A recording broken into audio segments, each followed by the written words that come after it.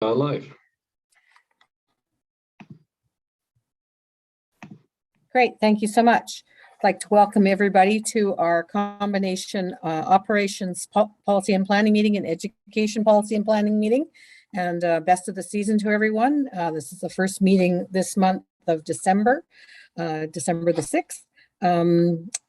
Just to do some housekeeping off the bat, this is the first meeting where all trustees will be included in the voting process as per board motion that happened last month. So all trustees in attendance will be able to vote on all of the motions that come before us this evening. So that's a new procedure for us. So with that, I'd like to, Greater Victoria School District wishes to acknowledge and recognize the Esquimalt and Songhees Nation on whose traditional territories we live, we learn, and we do our work. And again, welcome everyone to this evening. A2 on the agenda is approval of the combined Operation and Ed Policy Committee agenda. So could I have a mover for that? Trustee Nicole Duncan, thank you very much. Any discussion of the agenda, any additions? Okay, seeing none, I'll call the question. All those in favor of the agenda as presented? Excuse me, Chair. Yes. Chair. I did have a couple of questions respecting the agenda. Sorry, I'm probably on a different screen. Sorry, Trustee Rob Painter, go ahead. I think that's your voice I hear. Yeah. Yes, thank you very much, Chair. The first one is just clarification as to the title. I'm not quite sure why we're calling these committees of the whole. We essentially changed the committee structure. So these are simply committees. A committee of the whole is a different beast for a different purpose. So rather than confusing topics, I think it might be warranted to just stick with the committee term and leave the confusion out of it. The other question has to do with election of committee chairs. From my understanding, Trustee Painter, that would happen at the board meeting next week? It, according to our bylaw, it happens at the first committee meeting of the month in December. Secretary Treasurer, maybe you could illuminate us as to why it is. From my understanding, it was happening next week as the board chair would be conducting the meeting as opposed to the committees conducting the meeting. So that was my understanding, but Secretary Treasurer, maybe you can shed some light on that. Yes, based on last year's practice, the chairs of the two standing committees were elected at the regular board meeting in December. Well, Chair, if I might, it does concern me when we establish practices that vary from what our bylaws actually state. So as we did last year, we'll continue to do it this way this year. And I would think that after the elections next week, then we can look at either changing the bylaw or changing our practice. Because it does make sense that as a new chair is elected, they usually have a month to talk to different trustees and figure out where they're going on committees. Because this is the first time we've had all 9 trustees at a committee, it is a little bit out of the ordinary this year. I must admit that. So, but we'll proceed as per the agenda this evening. And with your first point, I would take that in advisement for changing the title of the meetings going forward. So thank you. Any other further discussion on the agenda as submitted? I'll change screens here. Okay, all those in favor of the agenda before us this evening?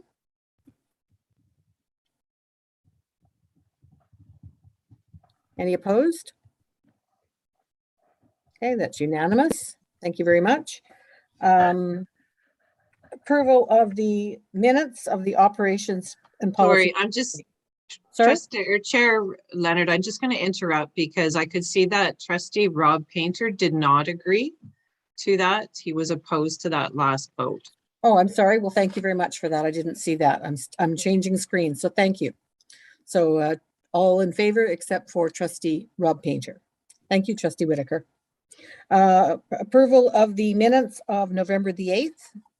Could I have someone put that on the floor, please? Trustee Ryan Painter, thank you very much. Trustee Whitaker? Thank you. I had a question. If on H2, sorry, I thought that was a number sign. H2. Sorry, if we flip back to that. My question that I have written down here is, what was the motion? I believe that's. Sorry, I'm just scrolling there now. Anyway, there's a motion that you choose to not consider. H2. This is in the minutes, correct? Yeah, in the minutes. So H2, It says trustee Duncan provided a rationale for the motion. Questions of clarification were asked. Trustees debated the motion and a recommendation was made to withdraw the motion. Trustee Duncan withdrew the motion, but there is no reference to the motion. So I'm just wondering if that should be included there as well. The actual motion that you're discussing. Okay, thank you very much. And then I think trustee Duncan had a further to that. Trustee Duncan? Yeah. Thank you, Chair. Yeah, and thank you, trustee Whitaker. I actually have an amendment to that particular part of the agenda, or sorry, the minutes at page 9 at H2 of the minute. I moved to strike the current wording because it is confusing. And instead, it would read, in order to determine whether or not to withdraw her motion, trustee Duncan asked staff to confirm that the school-based funds are available to address the items listed in the motion. Having confirmed that school-based funds are available, trustee Duncan withdrew the motion. I never actually put the motion on the floor. I sought clarity right off the bat because I anticipated that we would be in a situation whereby that motion that had been tabled since the spring would no longer be required because funds were already available for the items listed in the motion. So I think that provides the necessary, hopefully the necessary clarity. And I emailed you, Chair Leonard, and Kelly for ease of reference. Thank you. Thank you. So if I could then refer to the Secretary Treasurer. So because the clarification was provided before the motion was put on the floor, does that mean that the motion does or does not get included in the minutes from your perspective? I believe the motion was referred from a previous meeting, so I'd have to see if the motion was laid on the floor at that meeting and then postponed, or if the entire discussion of the motion was postponed before it was put on the floor. Okay, so I'll leave that for you to figure out that. So it may or may not be included depending on how it came to the committee, correct? Yes. Okay, thank you very much for that. So we now have minutes as amended on the floor. So could any other further discussion of the minutes? Trustee Whitaker? Yeah, can you just clarify what you amended in the minutes? She changed what was the wording of the rationale for the withdrawal of the motion. Okay. I'm still hoping that we get the motion because as someone who did not watch this particular piece, I'm not really sure what you're talking about without the motion. So thank you. Okay, thank you. Well, we'll look into that and see how it came to the committee. And then that will either include it or not include it, depending on how it was referred to the committee. Okay, thank you. Thank you very much. All those in favor of the amended. Chair. Oh, sorry, Trustee Sorry. Painter? Yes, Thank you. Ryan Painter? Thank you. So just in kind of trying to dovetail in with what Trustee Whitaker was saying, I appreciate that we don't have the motion here, and I'm also appreciating Trustee Duncan's desire to change what's here. I'm not doubting that what she's recommending is accurate, but I having not direct memory of this and having not looked at this recently, I'm not sure if what's being recommended to be put in place here is reflective of that conversation. So I don't know if I can support this just because I don't have a direct recall of what this was and whether or not what's reflected here in the minutes are reflective of the discussion and the motion. So I don't think I can support this now, but I certainly hope that we can do some of that work to find out where this motion came from and reflect in here so that all trustees have that understanding. So is it in order then to delay approval of these minutes to the next meeting in order that we can ascertain the correctness of that statement that's been offered by not the correct, this is not the right word, just the correct wording that was happened at the meeting. Secretary Treasurer, is that a possibility that we could delay approval of these minutes to the next meeting? Yep, I see a nod there. Trustee Rob Painter, did you have something further to that point? No, simply I was going to suggest that given that this is the first meeting where all members are there, that if the vote was limited to the membership that was on OPPS committee on November 8th, those people are probably in the best position to ascertain whether or not the minutes are correct. Other trustees could abstain. Just a suggestion. Okay, thank you. So Trustee Duncan, we'd like to move on with this. You're not having the Secretary Treasurer review this and then bring it back as minutes on the next meeting is not something you were moving with?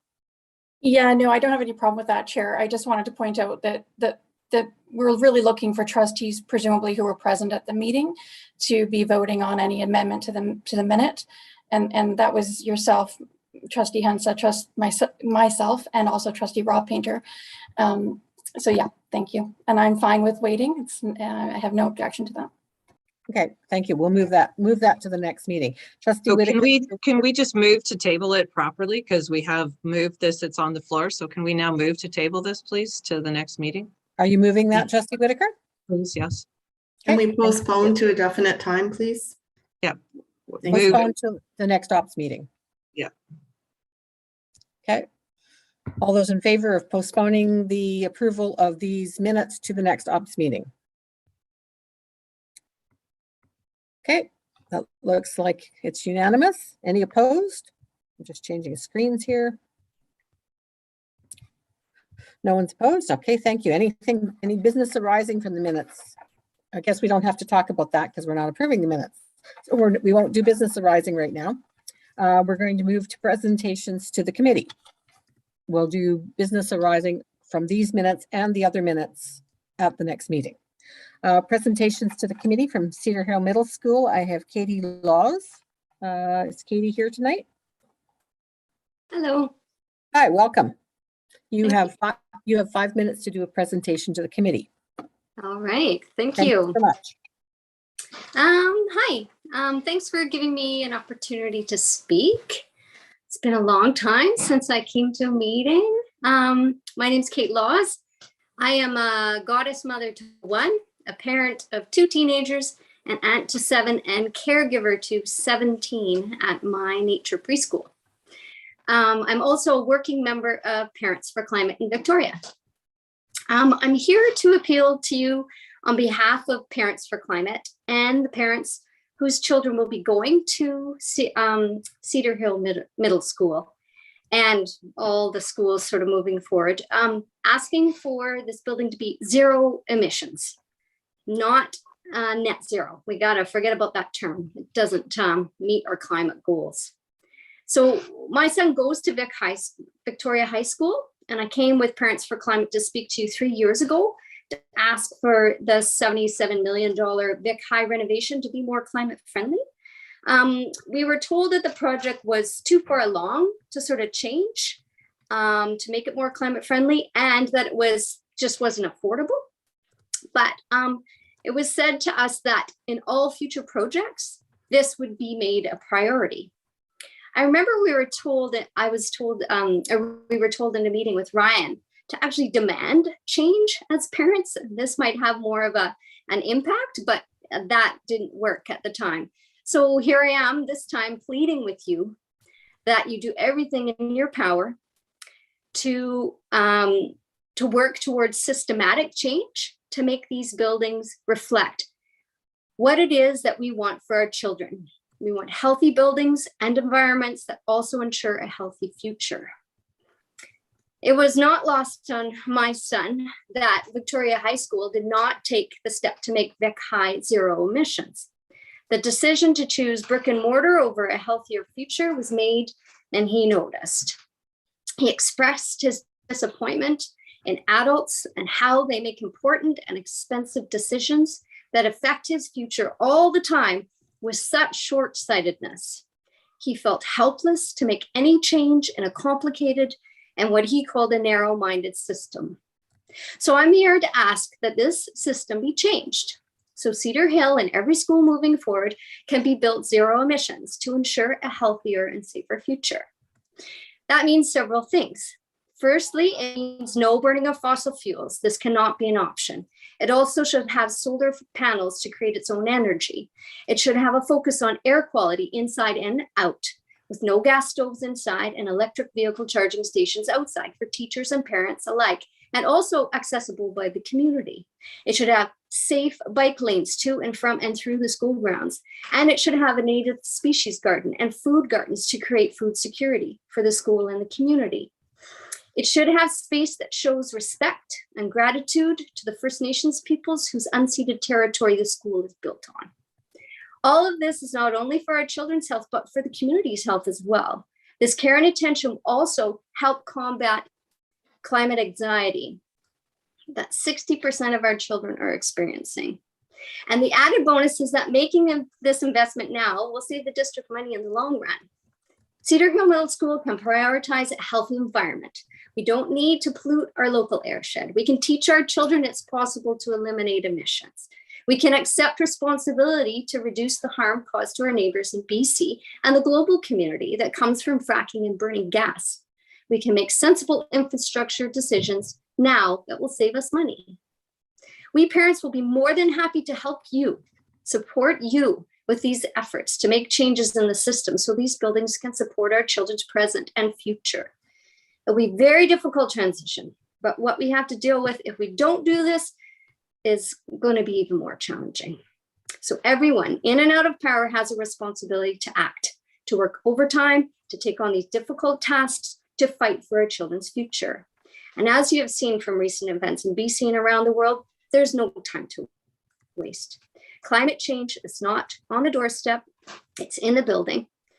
So thank you for all you do, and let's do more together. Thank you. Thanks very much, Kate. Thanks for keeping to your 5-minute time as well. You looks like you've been practicing. So great for us all to hear that. So next presentation to the committee is Finn Kreischer. Thank you. Thanks for giving me the pronunciation. Welcome to the committee, and you as well have 5 minutes. I'll sort of wave or give you a 30-second heads up. Thank you very much. Welcome.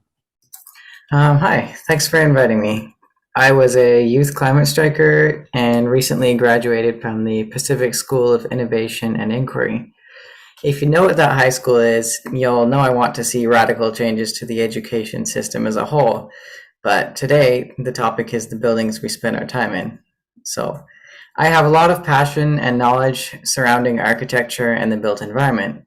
So what I'm going to be talking about is all the opportunities that we have when building new schools. I will be a little blunt in saying that the new Vic High is just a failure. Installing a gas boiler to heat a building in 2021 is not forward thinking. Liquefied natural gas in climate terms is the new coal in BC. Most people aren't aware that their stovetop, thermostat, or hot water tap may contribute to the destruction of watersheds, indigenous territory, and the release of methane into the atmosphere. Zero emission schools can do so much more than avoid fossil fuels though. They can have the best ventilation of any building, using a heat recovery ventilator to provide students with a steady stream of fresh air. And these days, we're all more concerned about health. And even if you think about it differently and see it as another box to check, good ventilation takes care of that very efficiently. Passive House is also the leading energy efficiency standard. These buildings are designed and insulated so well that very little heating is needed. And more importantly, there's never a cold hallway or corner. The whole space is the right temperature. The heat recovery ventilator keeps air moving, and you need very little heating and cooling. Net zero buildings, which the committee is looking to do right now, are more conventional, high efficiency buildings with on-site power generation to compensate for any power that you might need for heating and cooling. But regardless of the method, solar panels are a worthwhile investment, so I'm glad to see those in the motion. The school can supply power to the neighborhood, paying for itself over time. And more importantly, in a disaster or a power outage, which are only becoming more common, we can have community centers that never go dark. Unlike other buildings, schools can't contribute housing or business spaces to the community, but they still have a huge impact on the neighborhood.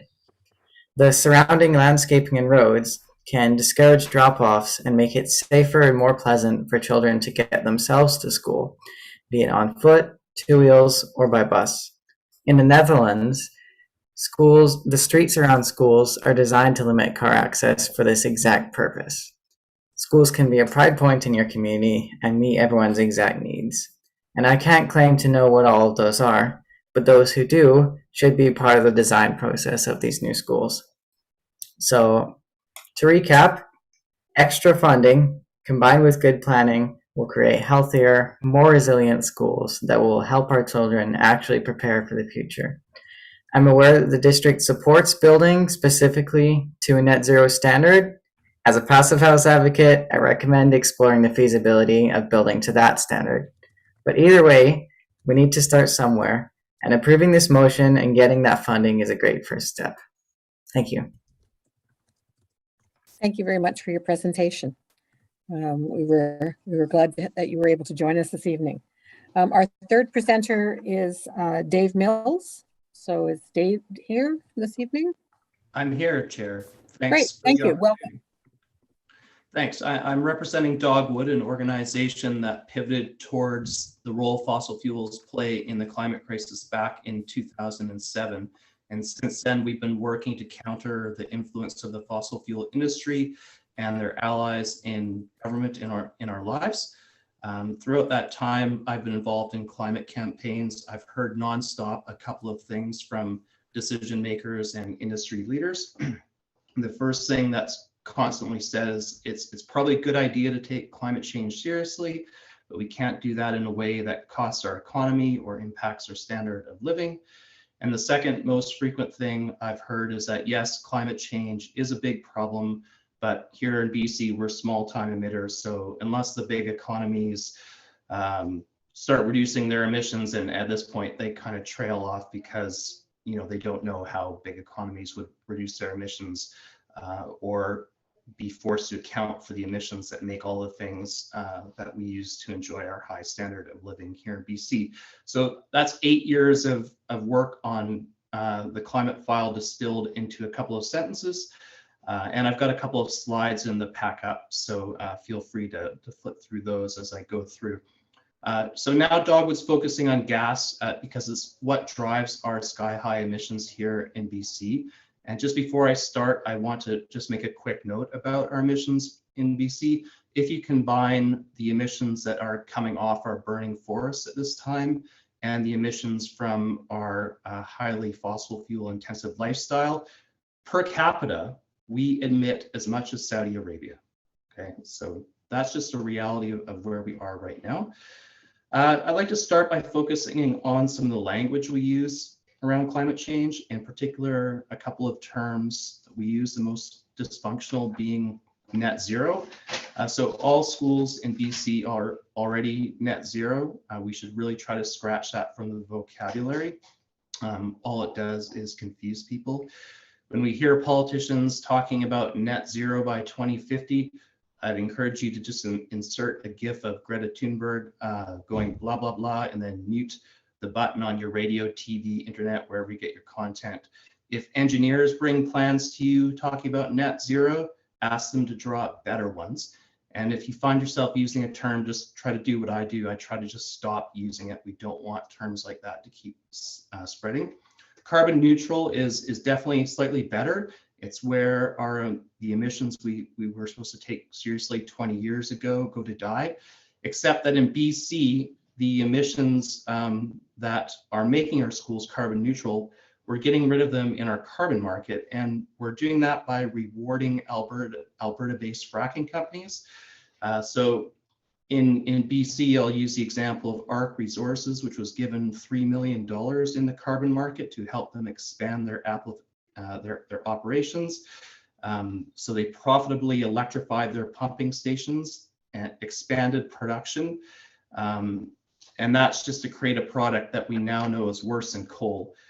So do your best to avoid carbon neutral if at all possible as well. Zero emissions is what I'm really excited about, and I'm really excited to see these projects starting up in School District 61. So keep that going and lean on any of us in the NGO world to help. We have 100% of the technology available here in BC. And when school districts like yourself build zero emission schools, get kids to them in zero emissions buses, and encourage parents to drop off in zero emissions vehicles, you're giving people hope, and you're showing kids that we can do things differently, and hopefully the rest of British Columbia will catch up and capitalize on this great idea and start building zero emissions things here in the province. Last thing I wish to weigh in on is net metering. So you are today weighing options, and I think it's really pragmatic to control what you can. So building a solar ready school at this phase right now in Cedar Hill is a great step. Going forward, if you want to circumvent BC Hydro's ridiculous 100 kilowatt hour generation cap, or for that matter, the disinformation campaigns from Fortis and their contractors, the first thing you should do is just sever your contracts with your energy advisors. They're embedded in school districts. They're representing utilities which so far have failed to uphold the public interest. For your next project, all you have to do is open up 3 accounts. You can open an account for EV charging, you can open an account for school bus charging, and you can open an account for the entire school itself. So 3 different meters, 3 different accounts, that gives you 300 kilowatts of available power, which is all the power you need going forward. That concludes my presentation. I'm happy to answer any questions by now or by email. Keep working as hard as you can towards net zero, or I'm sorry, zero emissions. Once we get there, what we teach our kids won't really matter. Thanks so much. Thank you very much for your presentation. I'm sure that we'll be discussing some of these points when we get further on the agenda with the motion that's coming forward. So thank you, all 3 of you, for your presentations this evening. Trustee Rob Painter. Thank you very much, Chair. I was just wondering if David Mills could actually clarify his challenge with the was it net zero, like net zero ready? That is not terminology we should be using. I was trying to take notes, but I got a little lost there. Sure, no problem. Okay, can I just ask a question? Do you have speaking notes that maybe you can forward to us? Did you have a presentation in front of you that had all that information? Certainly. Or not? Yeah. Sorry, I was going to say that then Trustee Painter would have everything in front of him. I'd be happy to forward speaking notes, absolutely, if that would Great. help. Just shortly or quickly Sure. to say that zero emissions and net zero, they're just 2 different ways to frame your objectives. And zero emissions is just actually really clear. It doesn't involve any offsetting, doesn't involve any carbon markets. It just involves the emissions that are in the energy use phase of your building. So we're not talking about the emissions that are associated with materials or the emissions associated like with recycling the building in 6 years. We're talking about zero emissions during the use case phase of the building. Thank you very much for that clarification. Okay. We're moving on. Superintendent.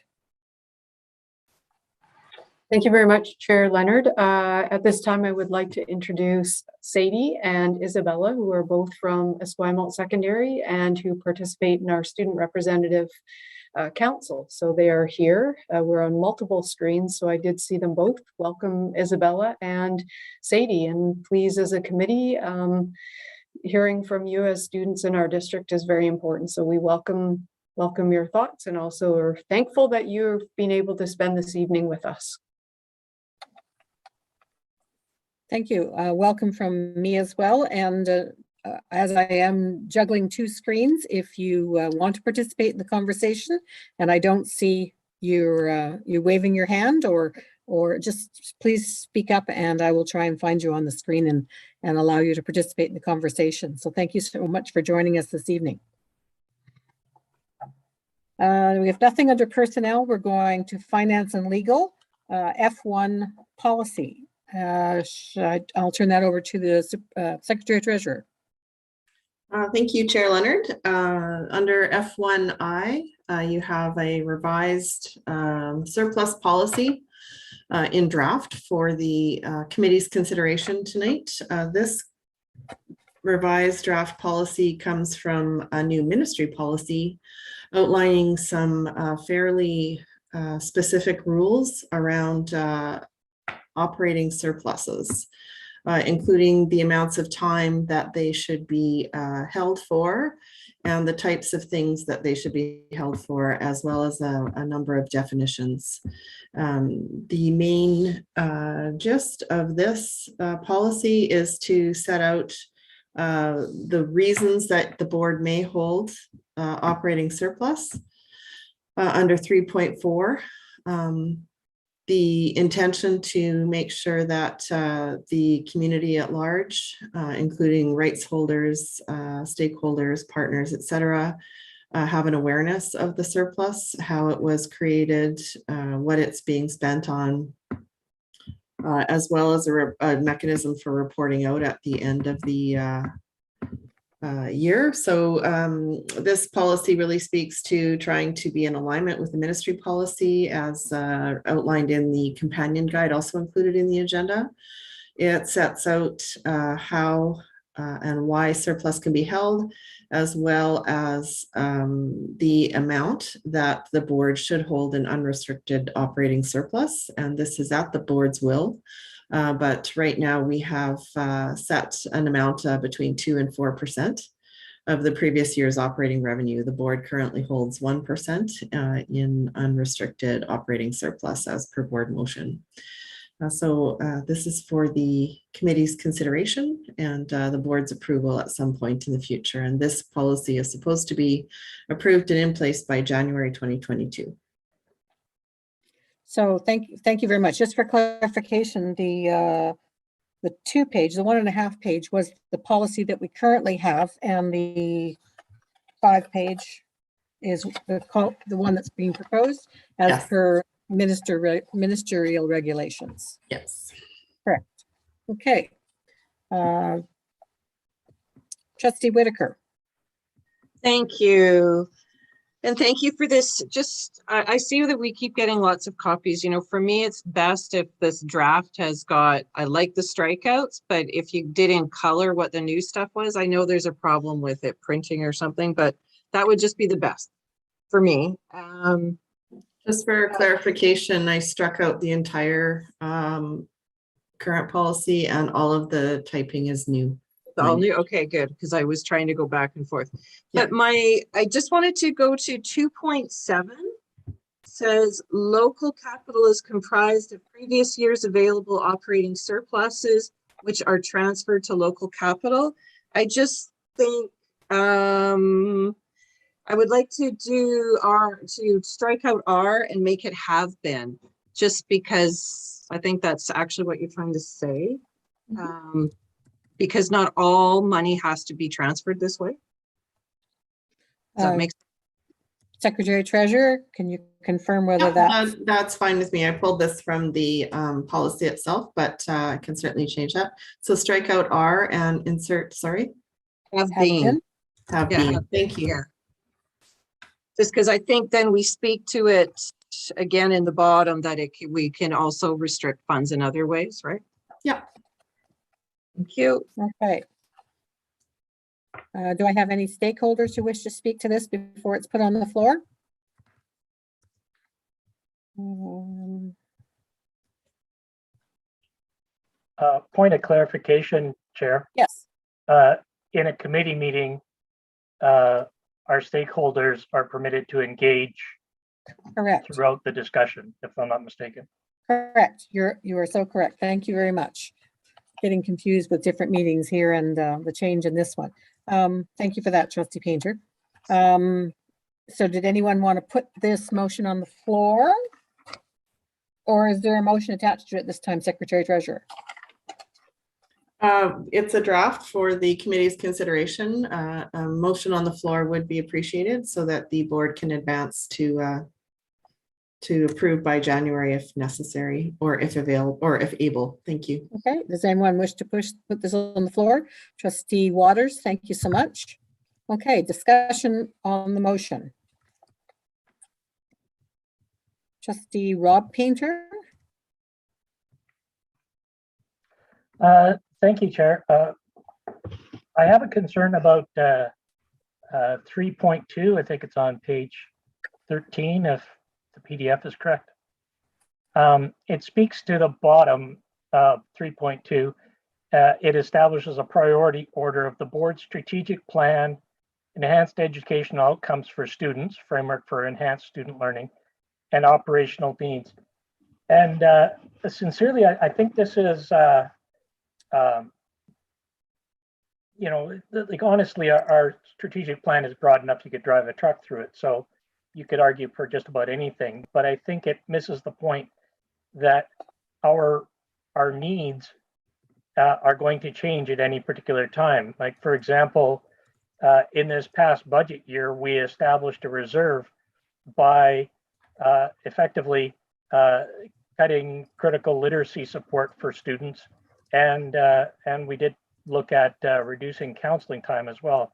It may well be that next year round, we would want to replace that if we had the opportunity, except that I would see those under operational needs.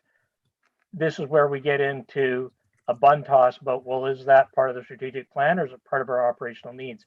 I think what really we should be looking at is what are our priorities for that year, point blank, without trying to further pigeonhole them into priorities that may or may not be relevant at the time. Okay, Trustee Whitaker.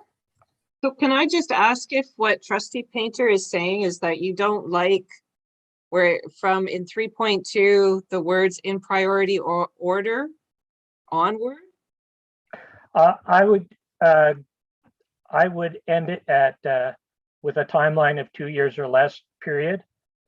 I think that's a cleaner spot to cut it.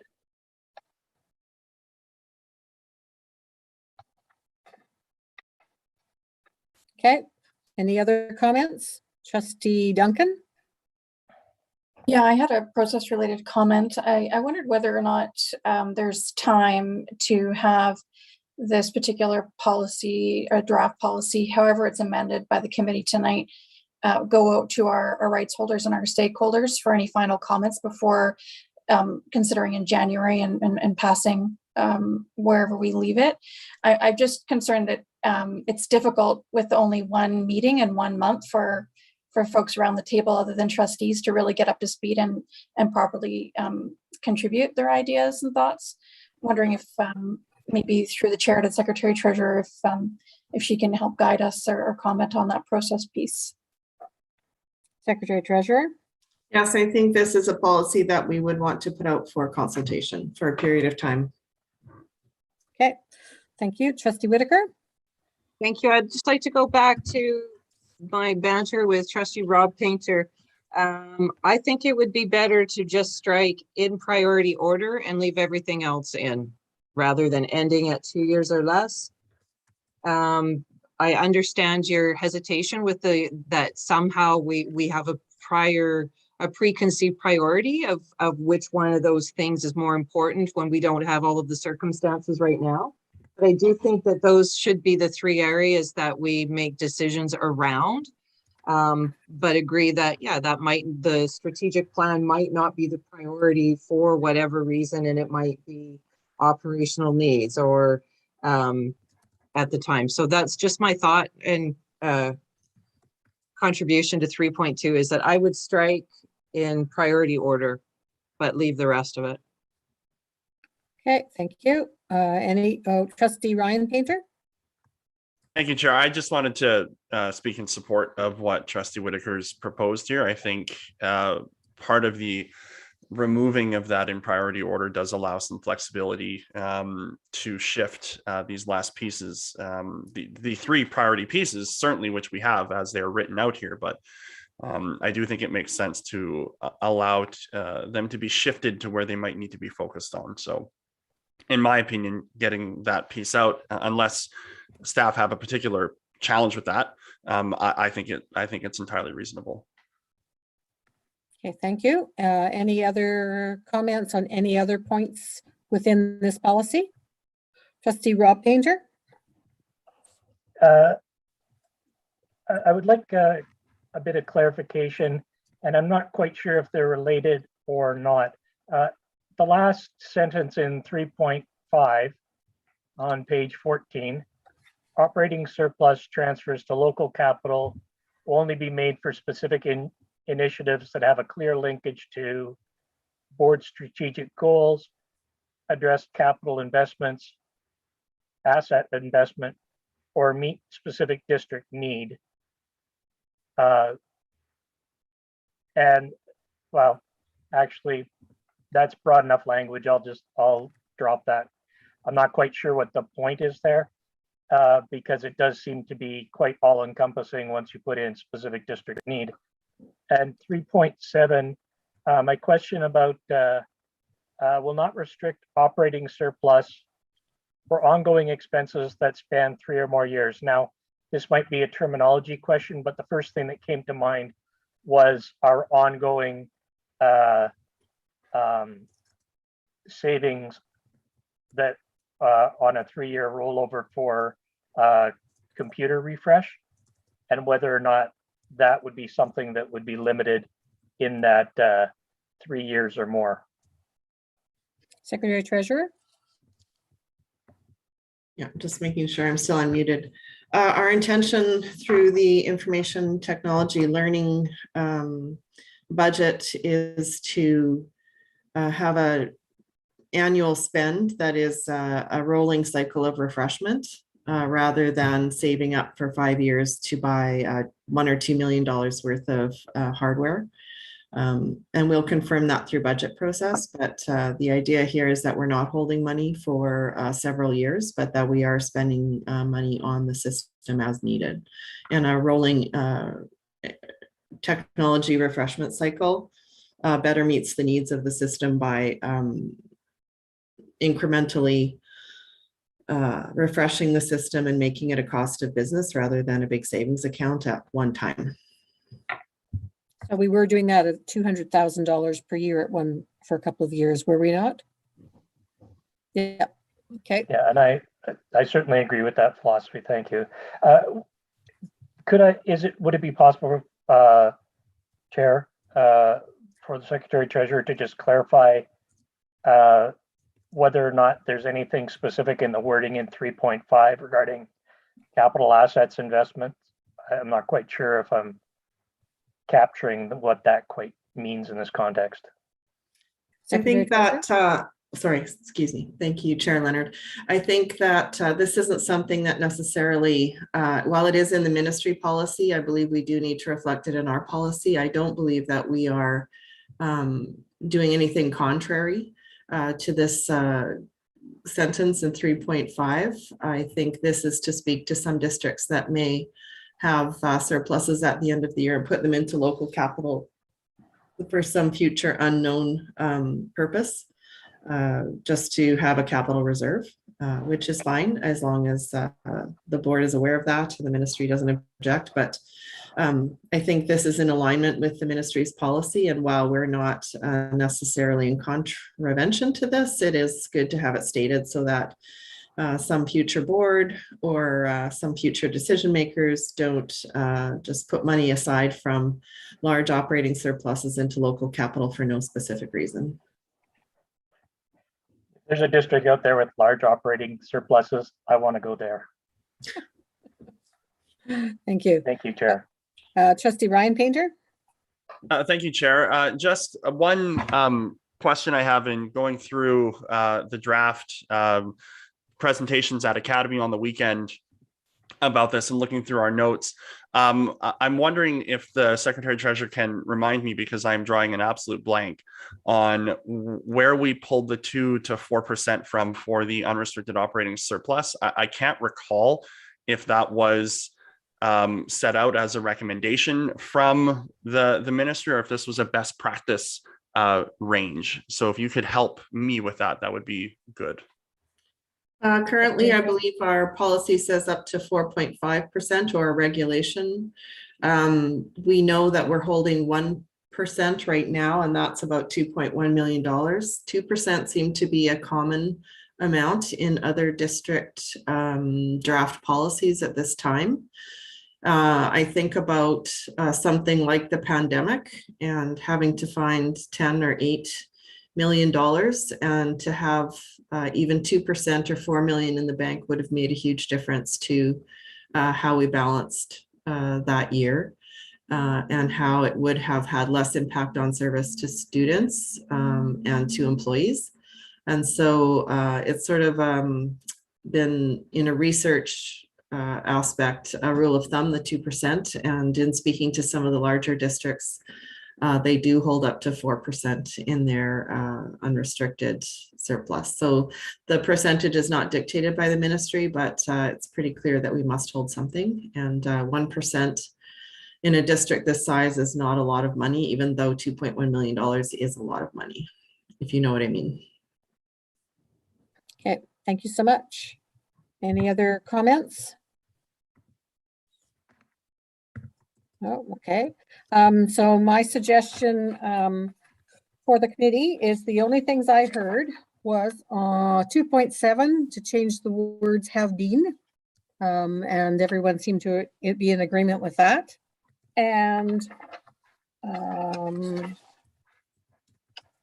to take out, and 3.2 to take out "in priority order" seemed to satisfy everyone around the table. That would be, do either of those two have any issues with the Secretary Treasurer? No. In changing the wording, changing the meaning?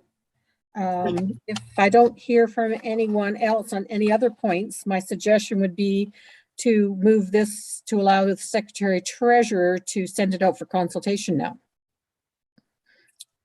with those two minor changes. We have a motion on the floor that, no? Okay. Trustee Waters did put the motion on the floor. So then the subsequent motion would be to bring it back, to postpone the motion on the floor, allow it to go to consultation, and postpone it to the January OPPS meeting. Okay, what are we voting on?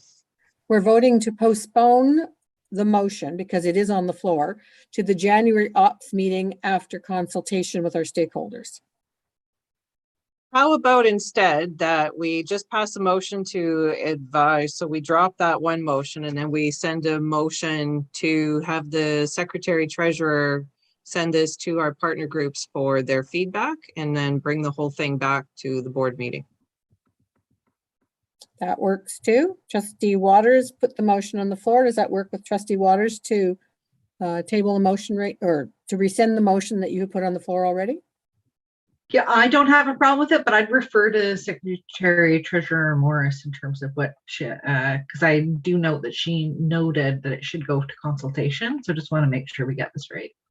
So Secretary Treasurer, how would you like us to proceed so that we accomplish all of that?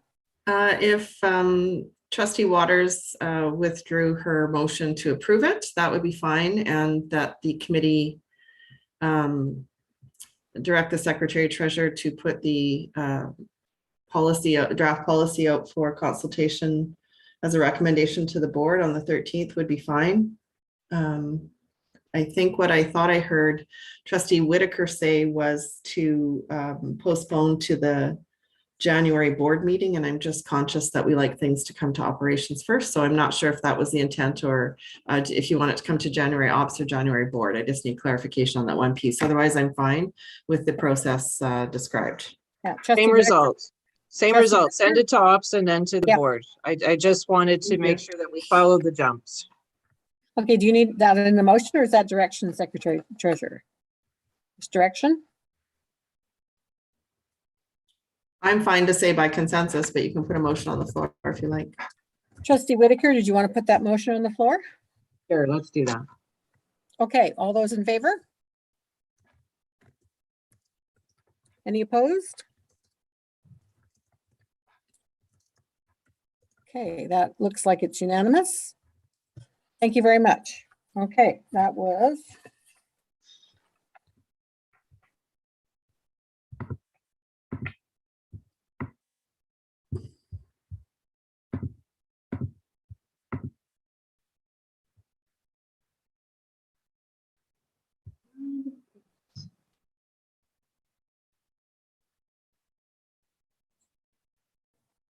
We're now on bylaw 9330.1 appeals process.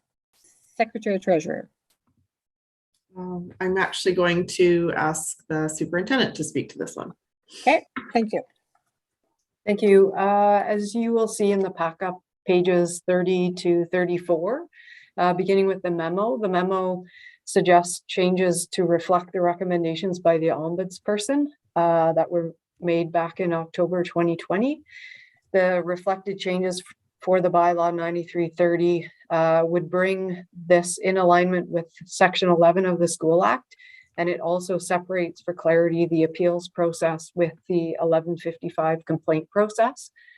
So what you have in front of you in the packet is the clean copy. The changes were made, and I recognize with apologies that you didn't get the reflective document that has the changes. So you have in front of you the proposed changes. So I look to committee as to how best to walk you through this, through the changes. Well,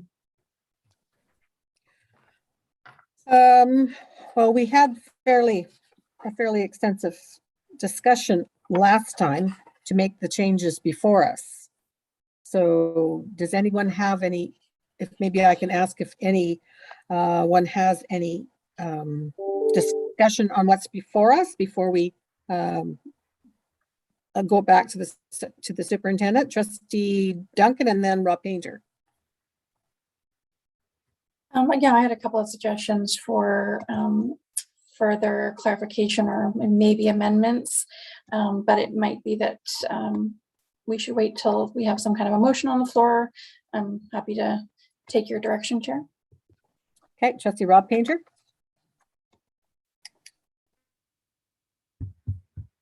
Yeah, I think probably wait until the motion's on the floor and then. Did somebody want to put the motion on the floor? Trustee Tom Ferris. Motion's on the floor. Okay, speaking to the motion on the floor, Trustee Duncan. Yeah, thank you, Chair. So maybe slightly in an unconventional fashion, let's start at the bottom of the document. Avenues beyond the appeal.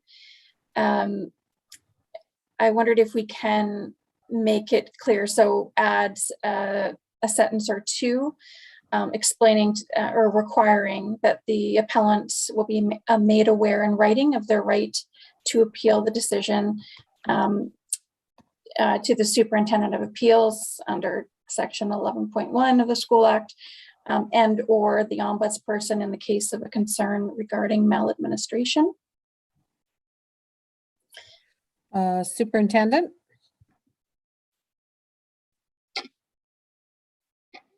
Yes, that still aligns with Section 11.1, which speaks to the appeal to Superintendent of Appeals. So we can make that change. Okay, maybe Trustee Duncan can forward that to everyone. I can, yeah. Great, thank you. And then the other, so then going up to the next paragraph, review process. I wondered if we could add a line, really just building in a process for feeding back to the board any of the feedback under attachment 2 on the appeal process that might have been received that year.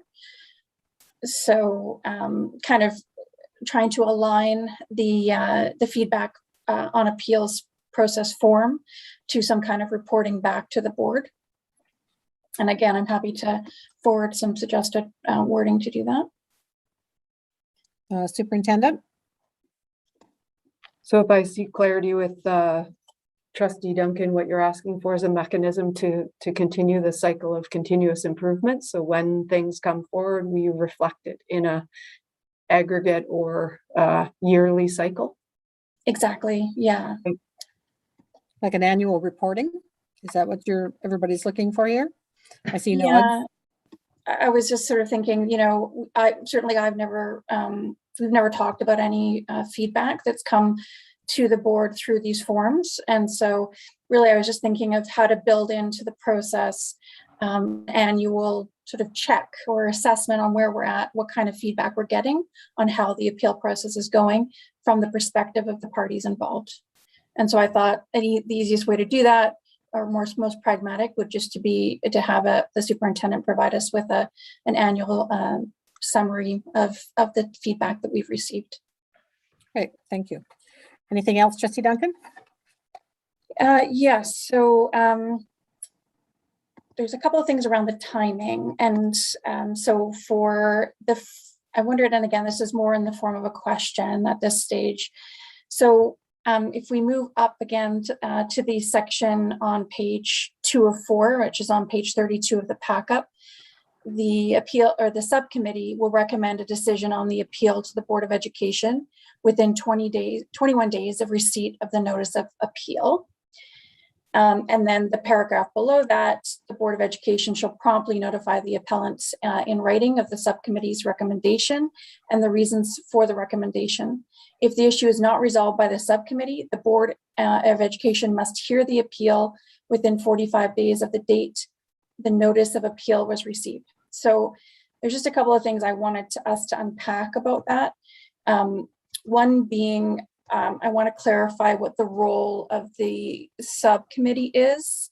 So under section 11, subsection 5 of the School Act, the subcommittee is created or can be created by the board for the purposes of conducting an investigation into the appeal. But it's not a decision maker. So I just wondered if we could clarify the language so that it's very clear to everyone involved.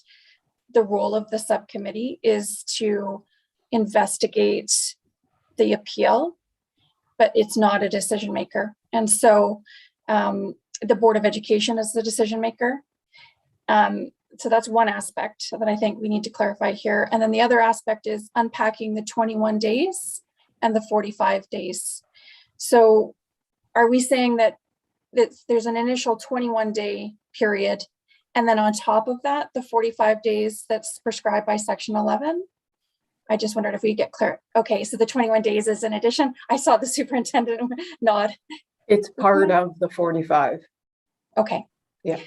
Okay, yeah, so that makes sense to me. And I don't know if it was just me that when I read it, I wasn't entirely clear whether the 21 days was in addition or included. It makes sense to me that it would be included because it's part of the process. The board needs somebody to do the investigative work in order for the board to make the decision ultimately.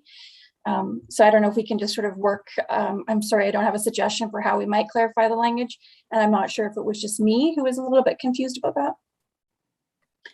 And then the final point I wanted to make was, again, moving up to page 2, the first paragraph, number 2, written notice of appeal. So we talk about assistance being available to folks filling out the appeals form. And we say assistance required in filling out the form is available upon request from the Greater Victoria School Board office. I wondered if it was possible for us to include a contact person or an email address, something so that we don't have folks, well, just so we can be clear and we can direct people to who it is or where it is they should go to get that assistance. Superintendent, is that a doable thing to add some kind of a contact conduit on that one? Yes, as long as it's generic enough not to require a change as it is a bylaw. So we could make it as a contact email. We just wouldn't align it with a specific individual. Mm-hmm. Okay, Thanks. great. Thank you. That was it. And Thanks. and is it a doable thing to under the appeal subcommittee to somehow insert a sentence about that subcommittee not being a decision maker in the process? Yes, through the chair, I think I would outline that they are completing the investigation and potentially making a recommendation, but not a decision. Okay, thank you. Okay, and trustee Rob Painter. Thank you, Chair. Just on that same point, because the subcommittee is notifying the appellant of the recommendations and the reasons for the recommendations, it's going to have to be very clear that these are recommendations to the board for decision. Because I think the average person, if they said the subcommittee has completed their investigation, these are the following recommendations, I think the average person might assume that it's a done deal at that point. So it's going to have to be very clear in that these are only recommendations going forward to the board for decision. Okay, thank you. Any further, trustee Whitaker? I just want to go back to the written notice of appeal, and thank you, trustee Duncan, for pointing that out. And for the superintendent for the email possibility, I'm wondering if there's actually the possibility of there to be a link for the form. It's really, I think that's the biggest challenge for parents, is to ask for the form. If there was a link within this document that went to the form, and then that link could be upgraded or maintained, I think that would be really helpful. It's nice to be able to look at what you have to fill out to know what you need to advocate for, and maybe who you need to ask for help. So I saw a nod from the superintendent, so it looks like that's doable. Great. Any other discussion? Trustee Rob Painter? Just a quick thought.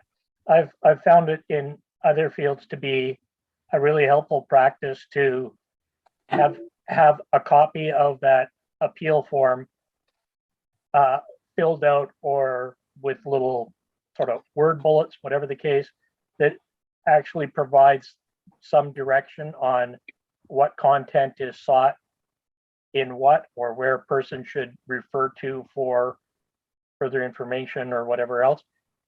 Just providing that kind of content in the template, still having a blank one that they fill out themselves, would go a long way towards orienting people to the information that's being sought and how to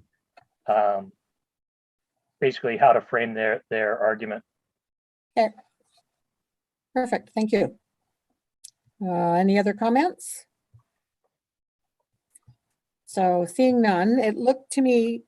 Oh, sorry. Sorry, Chair. I think both Angela and I have our hands up. So I'll Okay, I've got Jordan, then Angela, then Ryan. And Lena. And Lena, thank you. I just wanted to ask a clarifying question. Are we talking about adding contact information to the bylaw? No. Okay, good. Just checking, because I think there are a lot of better ways to help parents find that. Okay.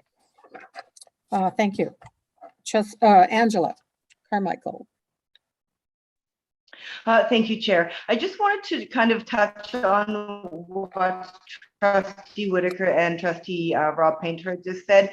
I think it's really important that we make it very user-friendly. It's not easy for parents to advocate at the best of times. And so when we make it difficult with, red tape or just forms that are not easily accessible or difficult to decipher, it makes it more frustrating for parents. And then, it gets to be less of a work together for best interest in students, and it becomes more of an adversarial type situation, which is what we all want to avoid. So I do want to press upon you the importance of making this user friendly, because we do have a wide variety of caregivers in this district. Thank you. Thank you very much. Trustee Painter, Ryan Painter. Yeah, Chair, I was just trying to direct your attention to Thank you. Ms. Carmichael and Trustee Waters. Thank you. Thank you. And Lena? Hi, I just also have a clarifying question. I just wanted to seek a little bit of clarity on how this would affect or apply to teachers or GVTA members when employees are mentioned. Is that at any time teachers, or are they administration? I'll let the superintendent speak to that. Yes, this could involve staff. Okay, All so staff. Yep, any staff. the GVTA is requesting that if it did involve a GVTA member, that they be consulted. So I don't know if that's something that. Superintendent? And just so I'm clear, Lena, when you say consulted, do you mean with regards to this bylaw, or do you mean when there is a potential appeal place that they would be in this? I imagine when the investigation is conducted by the subcommittee that they would be consulted in that frame. That would be what I'm speaking of, I believe. Okay. Thanks. Okay, thank you. Trustee Duncan? Yeah, sorry, I forgot. There was one more point I wanted to make, so apologies if I may. This is back on page 1 of the draft, and that's on page 31 of the pack-up at 1. So we set out the following decisions shall be considered to significantly affect the education, health, or safety of a student, and then we list A through E. And I just wondered if we could add, again, a point of clarification whereby we make it clear that this is without limitation to other matters which may be found on a case-by-case basis to significantly affect the education, health, and safety of the student, or sorry, of a student. So I wondered if we could add that. What I'm hoping to avoid is a situation whereby we think that A through E are the only circumstances which we might come across that significantly affect, that meet that threshold in section 11. So again, I can email through some suggested wording if that's helpful. Superintendent? Yeah, thank you, Trustee Duncan. I'm just looking for clarity. The one thing that we did change in this was the E, letter E, where any decision which significantly affects the education, health, or safety of the student. We tried to broaden that so that we didn't limit the list, and brought it back to section 11.2, which is just basically quoted that. So I don't know if we get broader with E, or if that's what you're referring to. Yeah, I think, thank you, through the chair to the superintendent, if I may. Yep. Yes, Thank you. Go ahead. Thanks. Yeah, no, I think it does, and I appreciate that certainly is an attempt to broaden it out. I wonder if maybe we could just add on a case-by-case basis somewhere. Okay. So any other decision, let me just think. So any other decision which significantly affects the education, health, or safety of a student. I'm just hoping to include something which acknowledges that really what we're supposed to be doing in these kinds of appeal type scenarios is reviewing the merits of the individual complaint or appeal on a case-by-case basis. And I'm sorry, I don't have a way to add that in eloquently. Let me think about it, and I'll suggest something to you, Deb. I'll email you a suggestion.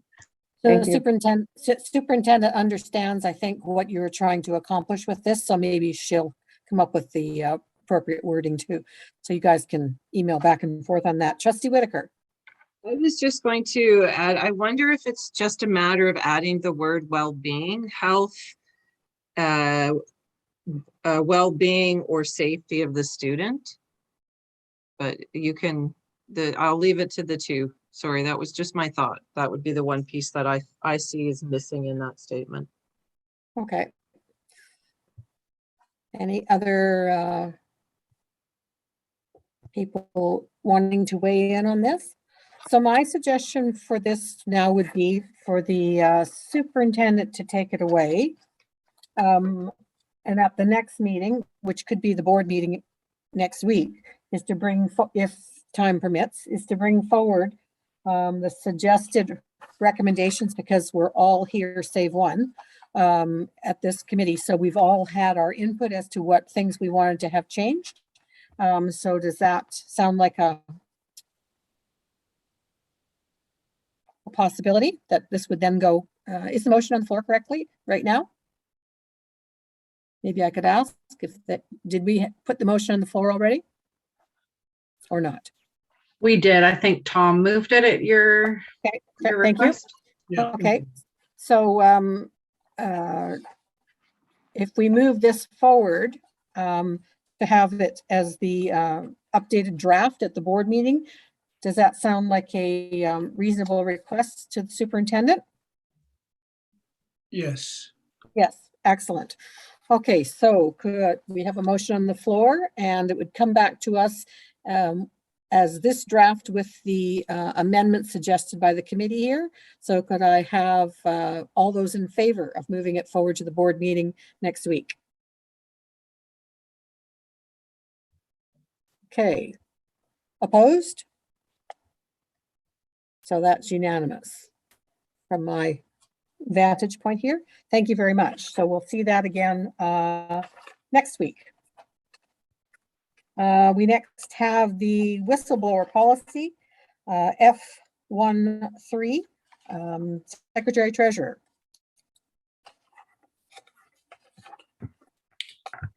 Several drafts of whistleblower policy have come to the Operations Policy and Planning meeting, and at the November meeting, there were several more recommendations made to alter the policy, and so trustees Duncan and Painter have presented the revision or the version that you see in the agenda pack up now. That's the first set of pages in the whistleblower section. And then the last pages of the whistleblower section of this agenda are the previous whistleblower policy that's come before the committee. So for me, I would turn it over to trustees Duncan and Peter at the chair's discretion. So if I could just do a little preamble first, and as that was the last OPPS meeting of the original 4 trustees assigned to the committee. This was the way forward as we were sort of deadlocked on how to proceed because we didn't have everyone at the table. So I'm hoping tonight, because we do have everyone here except for one trustee, we could move through what was a 2-page, 1.5-page policy has morphed into a much longer version with a lot of repetition. So I just hope that we don't get bogged down too much on where we're going. But I will turn it over to Trustee Duncan to begin. But I do find in your document there's a lot of repetition, so we might be able to move it to a smaller version or closer version to the original one that we had. So Trustee Duncan, if you'd like to proceed. Sure. Sorry, I'm just noticing that President Carmichael has her virtual hand up. I wondered if that, yeah. Angela, would you like to speak to this? Yeah, I would please. So I got the pack up on Friday and I read through it. And I agree that there's a lot of repetition in the whistleblower policy. However, VCPAC really does want to implore the trustees to get this policy on the books. I believe there were a year without a whistleblower policy on the books. And that's not really acceptable for the simple fact that if parents, guardians, and caregivers do want to advocate for their child and their students in a way, there's no protection at this point for them to do so. And that's the feeling that parents have, is because we don't have a clear and concise path to do so. Our concerns would be that there be retribution to the student, or that it could just get fairly nasty, which is the absolute last thing we want to have happen. So we are imploring you, this draft that we have before us works for VCPAC, and we're just really hoping that we can get this on the book so that we can move forward. So I implore you, even though it's repetitious, it covers all the bases that as a parent we would want to have in a whistleblower policy. So I just implore you to get this on the books. Thank you. Thanks, Angela. We hope to pass something tonight as well. So let's move forward. Trustee Duncan, and then Trustee Painter. Yeah, so I don't know if I should lead you through, I think what I'll do is I'll lead you through at a high level by, I guess, first setting out that the highlighted portions are the portions of the original policy, so the 2-pager, and everything else for the most part has been added. So we added to the definition section, the definition of reprisal, and I appreciate that it's turned into a longer document, but I think one of the concerns that I had when we discussed this previously is that there seemed to be some confusion about what we were attempting to do. So my understanding was that the whistleblower policy was required because of the new piece of legislation called the Public Interest Disclosure Act, and which requires public bodies covered by that act to put together a process for handling complaints around wrongdoing and for addressing any kind of reprisal. So what I wanted to do was to really differentiate that requirement from what we'll call PETA. I don't know if that is what, and maybe Secretary Treasurer Morris can tell me what folks are referring to the legislation as. Is it PETA, PIDA, but we're talking about the Public Interest Disclosure Act. So there's certain requirements in that act which do not apply to parents or students or volunteers or indeed trustees. And so those requirements and obligations are really around both former and current staff. And these are rights that apply to employees, to staff.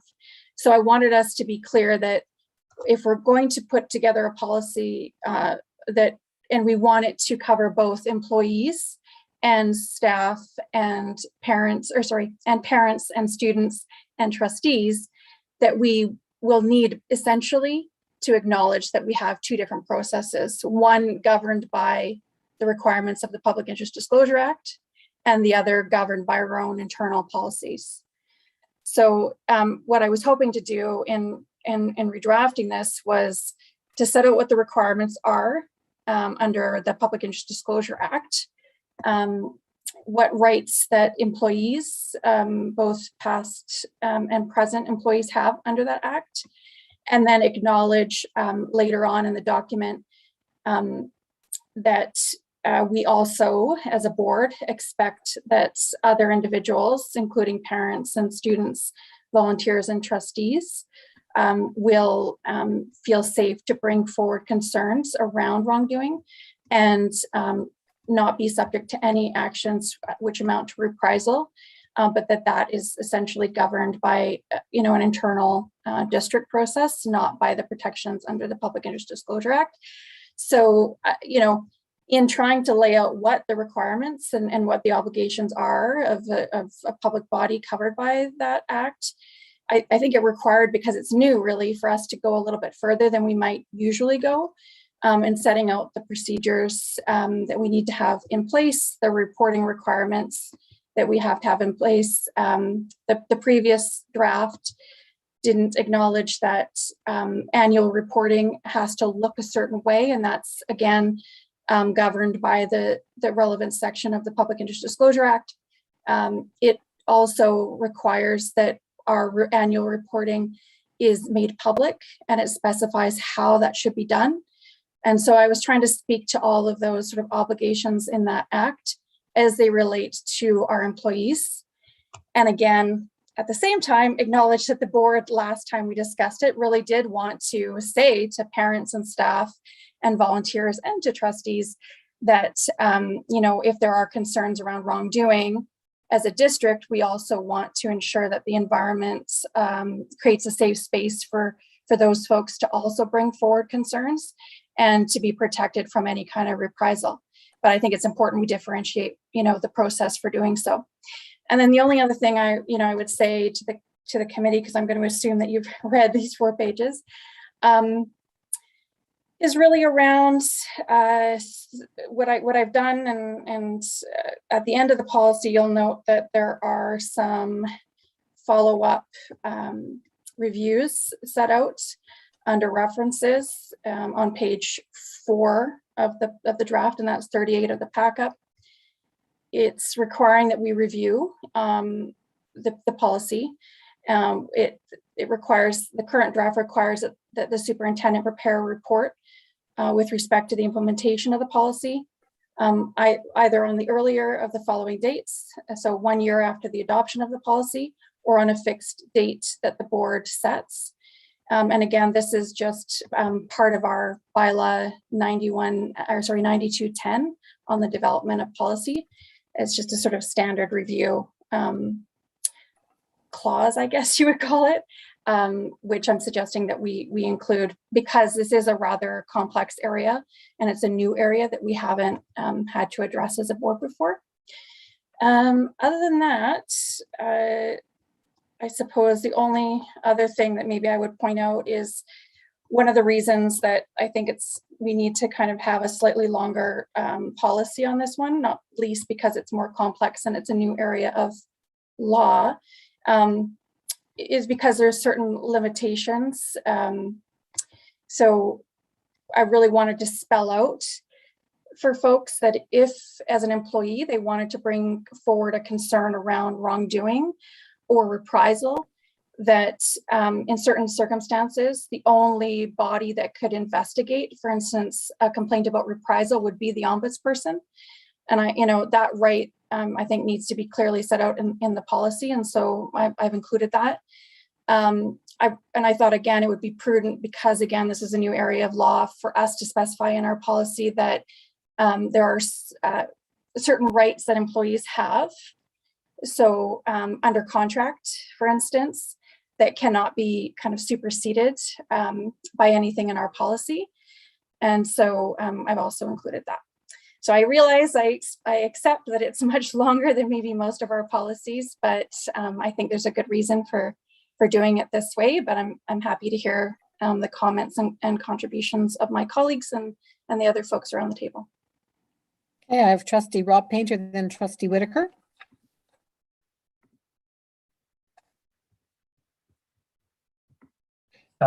Chair, I'd also like to note that Lena Palermo had her hand up about the same time. So I just wanted to provide a general comment and seek some direction on this.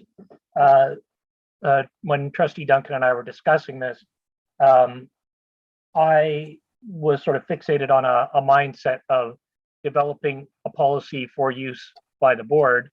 And Trustee Duncan, without trying to put words in your mouth, felt that the priority right now was enabling the Public Information Disclosure Act rather than expanding the scope to suit our needs as well. Does that feel like a fair summary? Yeah, Okay. yeah, I think it is. I think really what I was trying to say was that, the requirement to produce this policy comes from our obligations under the Public Interest Disclosure Act. And I think it's great that the board is wanting to extend its obligation through its own process to protect parents and staff, volunteers and trustees. But I think we need to be clear that that's what we're doing. Yeah, and that was the distinction of what was based in the act versus what was the board's initiative. So in that mind, I just wanted to point out that were we to expand this for the purposes of the board, my recommendations would include expanding the application to include parents, trustees, volunteers, etc. Those other members of the school community. I recognize they may not have access to the same internal information, but they should still have a mechanism. One of the other things I wanted to touch on was that when I tried to imagine the environment for which this was being developed, when I look at the definitions of wrongdoing, a lot of it seems to focus on a work site sort of environment, either in an office or at a workplace. And one of the wrongdoings that I would like to see explicitly stated was, and I don't have specific language here, but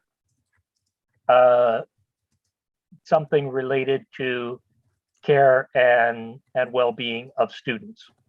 I realize you can kind of wiggle that in certain ways, but for me, it feels like a lot of the legislation that comes to us in a more general way doesn't necessarily take into consideration the fact that students are not employees, they're not covered under WorkSafe, they get missed out in a lot of cases.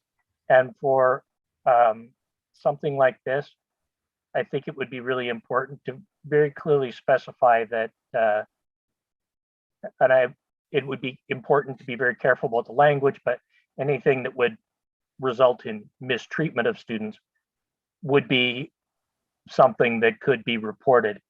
And the reason that I'd like to see that is because in some circumstances, it may well be that an employee has access to information related to how a student is treated, and they should feel free, if it's a significant wrongdoing, to be able to bring that information forward. So a nice, clear, precise statement to that effect, I think, would be useful. And the last thought is that right now the reporting process is on an annual basis, and one of the just learning from past experience, I think it would be beneficial within the context of the board's operations to get as soon as practicable update from the superintendent where any kind of claim has been made, so that it can come forward, so that the board can be apprised of it and understand from the outset what is going on, in the same way that we are informed about COVID outbreaks or whatever else. It's part of empowering us to be able to ask the relevant questions and act in our proper fiduciary manner. So that's it. Thank you. Thank you. Trustee Whitaker? Okay, thank you. I just want to say something that just came up from Trustee Painter's comments, that every adult in the public education system in our schools is legally obligated to report any harm that they witness occurring to our students, period. Like, that is just a legal obligation of any adult in our school at any time. Whether they're a parent, whether they are the custodian, it just doesn't matter. And I think that all of our staff feel strongly that way. So I just wanted to make that comment that we're all on the same page there. I did also really like hearing that this will apply to parents and that the district is moving in that direction. I think it is very well known or thought of or discussed within the PAC world that often there is a feeling that if they say something that there will be a negative outcome to their child. So I think it's important that it's there. I don't know that that is true, but I know that there is a sense of feeling of that. And if they're included in this policy, then at least they have that feeling that if there were any retaliation, that they have an avenue or a process to proceed with. So I like that. But my question on the policy that Trustee Duncan has presented is around annual reporting. And I see that you have an annual written report to the board at a public board meeting. And my concern with that is, as much as this is a really important policy, I think that the number of times this policy is going to be used is very, very small.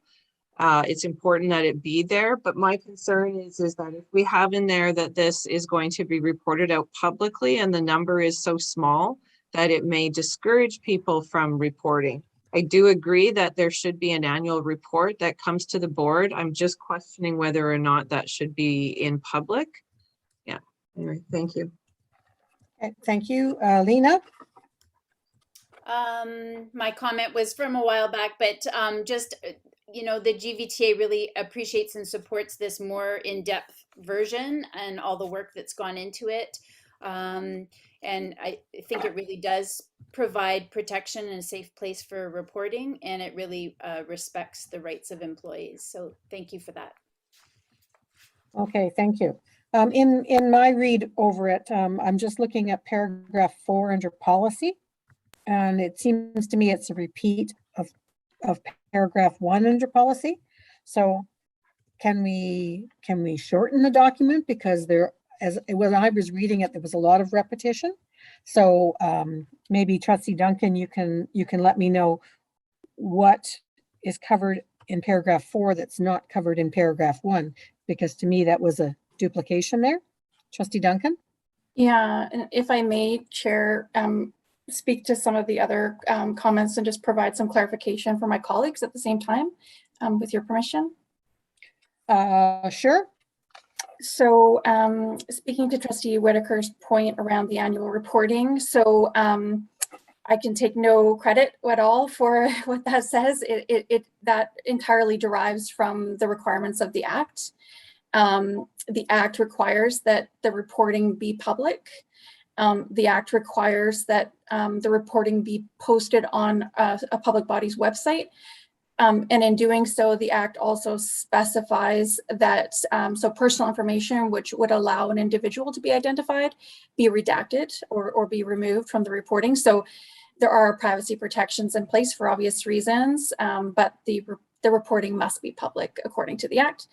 And then so speaking to Trustee Leonard's point around the 4th paragraph here, I just want to clarify that what you mean is the paragraph that starts, while reports of wrongdoing can be investigated. Yes. Okay. So yeah, the reason that is there is this is speaking to, in my view, what is the importance of differentiating between someone using this policy who is protected by the Public Interest Disclosure Act and someone using this policy who is not. So it's really speaking to Trustee Painter's concern that we want to be clear that where the Public Interest Disclosure Act does not apply, the reprisal complaint should be investigated through the school district process. So at the beginning of my background information, I was explaining that reprisal under the Public Interest Disclosure Act, a complaint about reprisal can only be investigated by the ombudsperson. And so in that case, we want to be referring an individual to the ombudsperson with a complaint. However, if the person making the complaint about reprisal happens to be a student or a parent or a trustee or a volunteer, that reprisal complaint would be investigated through a school district procedure. So I think it does need to be there, I guess is a short answer, because it sends people down the right track. And then it's it continues. I know we say, you know, it's wordy, right? We have to differentiate between when something should go to the ombudsperson's office, when it shouldn't, when the Public Interest Disclosure Act should apply and when it doesn't. But I don't know if there's a way around it. I can take another pass and see if there's any way I can tighten up the language or edit it further, if that would please the committee and also Trustee Leonard. Well, there's just, so another issue that I had was reprisal. So between definition and policy, it's a lot of repetition on what reprisal is and what reprisal encompasses. And I can see where in one spot it might be under definition, but then you you've gone over that point 3 or 4 times within the document. But as Ms. Carmichael has stated, we've been going around the mulberry bush on this for a very long time. So to send it out for another iteration, I don't think is in the best interest of the committee. Trustee Ferris.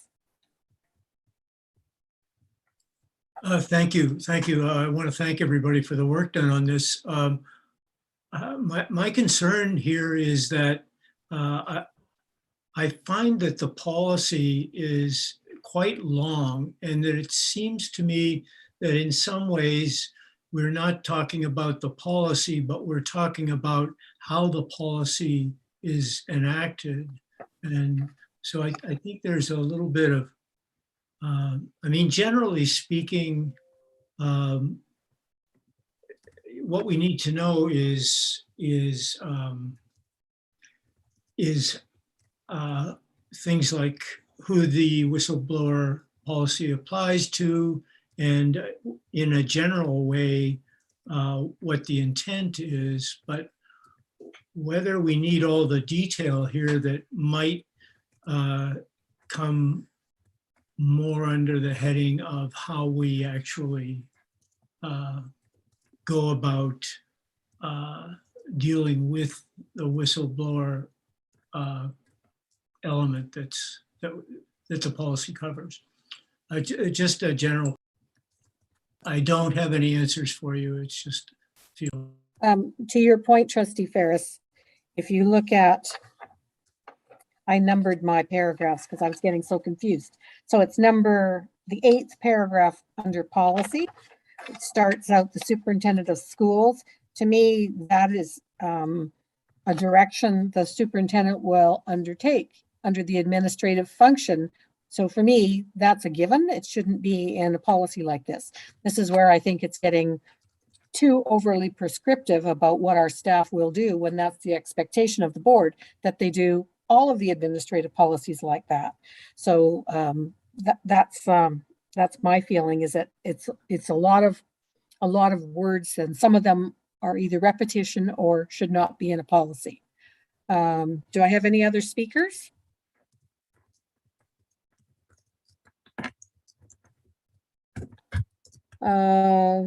Jonathan. Just to the, this was a point from a couple minutes ago about the point about reprisal. Is it clear enough? Is there enough detail about what reprisal actually is? I did find it unclear. I found that there could be more information, in fact, about what counts as reprisal. The last sentence of that first paragraph does say that there's no penalty only if it's determined that the whistleblower was acting in good faith, and it leaves it open to interpretation what actually counts as good faith, right? So who is it that gets to decide whether or not somebody is making the report in good faith? And if they are determined to make the report in bad faith, does that actually involve a penalty? Because here it looks like there are penalties for people who make a report if somebody, and it doesn't say who, determines that this report is actually not made in good faith. So I think there actually needs to be a little bit more detail and a little bit more clarity as to what penalties might be involved. If there are penalties, that might be covered by the act. I'm not a legal expert, so I don't know the background for the policy too much, but it did strike me as discouraging for somebody such as a parent who might, or even an employee, when they read that there seems to be a threat of reprisal built into that policy itself. Okay, thank you for that. Trustee Duncan? Yeah, thank you, Chair, and thank you for the comments and the feedback. What I would say is that in terms of reprisal and something being brought forward, a concern in good faith, the Act does set out, that it wouldn't be the board that makes that determination when it comes to employees. It would be the ombudsperson, and the ombudsperson will, eventually there'll be enough reviews and decisions to start to clarify some of those points around how this Act is going to be interpreted. But for the purposes of staff or students, parents, trustees, and volunteers, where the school district is, in fact, carrying out the investigation into a concern about reprisal. My sense is that if in the administrative regulation, which should accompany this policy or will come back to the board once it's ready, that a procedure may speak to that. I take Trustee Ferris's point there, this is a more complex new area that we're being asked to make a policy on.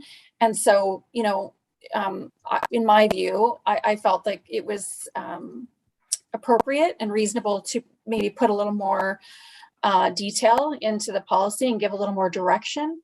But at the end of the day, the procedure, the administrative regulation will come back to the board for approval. And in which case, some of those points I'm sure will be addressed. So just for clarification, we do not approve administrative regulations. The board does not. The board approves policies and bylaws. Administrative regulations are the purview of the superintendent, have always been. Point of clarification, Trustee Leonard. Yes. Actually, so if you look at bylaw 90-210, the board can, and especially where there's a new area of policy, and can require that an administrative regulation be drafted, and can in fact require that it be brought before the board for approval. I think what we've seen over the last couple of years is our district moving in a direction when it comes to policy development and administrative regulations that are really outside of what our bylaws actually say. And so I'm being really specific, and what I'm suggesting in this draft is that we follow bylaw 90-210, which allows the board to specify that an administrative regulation be drafted by staff, and that it come back before the board for approval. Because this is a new area and quite a complex area of policy. And I think that the administrative regulations do need to come back before the board. The board doesn't have to require it to come back before it. But I think in this case, given the complexities, it would be prudent for us to take a look and to approve those and to give staff direction as needed. Okay. Any other comments? I have a comment. It's Angela Carmichael. Okay. When I read the line, in good faith, that to me meant, and I think that a lot of people would take it this way, that there's no room for petty whistleblowing, and so that there could be, backlash if you're going to attempt to single out a staff member or anybody and say that they have done something that is interfered with the health and safety of a student. And so when you have that language in there, in good faith, it makes the whistleblower really make sure that they're not being petty and they're not bringing a personal opinion into it. And that's where I thought, I read the document on Friday, and I want to say that it covered all of the points that I would want it to cover as a parent who may see some wrongdoing in the district. And so I think it's a good document. And I, again, implore you, get something on the book. Thank you, Trustee Waters. Thank you, and then Trustee Chair, Painter. and thank you, Trustee Duncan, for all the effort that you've put into this. I think we can definitely tighten it up a little bit.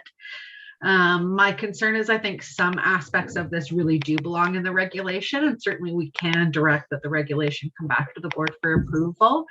But the way that our policies work is the policy is really a statement of belief, and then of course, regulation is the operational side, and I see a lot of operational elements in the new draft here. I've also reviewed what other districts have done in response to the legislation. Kootenay Lake, Prince Rupert, Maple Ridge Pit Meadows, Bulkley Valley, Caribou, Chilcotin, Gold Trail, Gulf Islands. They've all managed to do this in a page and a half that's really in plain language. And then they've got the more complex regulation that gets into the nuts and bolts. And I appreciate that we want to have that level of detail and direction, given that this is something new. I'm just not sure if it belongs in the policy side of things. And then also, for my understanding of how we've done things is usually if we're referencing or upholding legislative direction, we refer to that in the policy and don't necessarily repeat it because they could change that, right? And we always want to be, I think for me, it's good practice for us always to be going back to the primary source to have a handle on, the most current version and what specifically is being asked for us, and so that things don't get lost in translation. So yeah, I hope we can tighten it up a little bit to make it more accessible and make sure that we don't lose those details by embedding them on the procedural or regulation side. And I encourage trustees, if you haven't had a look at what other districts are doing, I think it's helpful to see the different approaches. Thanks. Okay. So I'm not sure, Trustee Ryan Painter. Thank you, Chair. I actually don't have much more to add from what my colleagues have said, but I did just want to make sure I got my perspective in here. I do appreciate that we are walking our way forward into a bit of uncharted territory here. So I do want to offer my appreciation to Trustee Duncan and Trustee Painter for putting this together. I'm a person who loves a lot of detail. So the fact that there is so much detail in here for me is it provides some assurity that I understand the intent of what this is doing. At the same time, my challenge with this is with the accessibility of the language and the accessibility of what's written out here. When I try to look at these things, especially stuff that I know should be and needs to be very public facing and easily accessible by a broad cross-section of the public, regardless of ability or capacity to digest. I think we need to make it plain language, and I think we need to make it easily attained, easily understood. And so for me, as much as there's lots of good information in here and it's very thorough, extremely thorough, I don't think it's necessarily easily attainable. And I struggle a little bit with that, because we want our community to be able to read this and understand it quickly, because this is important. This is really important stuff. And so I really hope that as we go through this, we can refine it and make it very clear, concise, and easily understood for the broad general public to be able to read this and know exactly what it means. Because I've heard from some of my trustee colleagues already who say they've read through this and they've gotten confused. They've gone through and they're not sure where they are, or there's things repeated, or there's challenges in coming through this. And that concerns me a lot, because if trustees are going through this, are experiencing challenges in going through, what our public will as well. And I don't want that. I want them to be able to take this in and readily, quickly understand it, so they know how to act and how to use the opportunities out there to express their rights. So I really think it's important that we go through this and be really careful with it. So yeah, I look forward to continuing this discussion. I do think we need to tighten it up. Okay, I'm going to ask Secretary Treasurer, where do you think we are here? Because I know that there's repetition here. I know that there's overlap here. I know that some of the things are redundant and should be in the administrative policy as opposed to in here. So maybe you can give me some guidance here. I think there is a balance to be struck between the detail in the policy drafts and the ability for an everyday reader to understand and comprehend, and to have that policy help them. Going forward, it doesn't sound like the committee is close to a version of the whistleblower policy that it can recommend to the board from what I'm hearing. So I would say that it does need to be delayed further, unfortunately, unless I guess the committee wants to pick one version or the other, or if we think there's some melding here, but I don't necessarily see a version going forward tonight that the committee can endorse. So trustee, maybe I could suggest trustee Duncan, try and, after you've heard the feedback, condense what you have. And I would make the offer to get together with you to try and have a different version to come to the next ops meeting. Is there a timeline on this, Secretary Treasurer? Other than as soon as possible? Yeah, I think this one has, yeah, I think we're behind on this one anyway, so I don't Okay. think another few weeks will hurt. So want trustee to get it Duncan, ready. can we try and work together on this and try and bring a shorter, more concise, because I found some of the language here was difficult to understand. And if the trustees can't understand it, as trustee Painter had said, that maybe it should be a little bit easier for the layperson to read it. Yeah, So absolutely. I'm happy to work with you to come up with another draft. Okay. And So would maybe welcome- if I can ask you to give me a shortened version from your perspective first before I chime in with you, and then we'll see if we can work from that.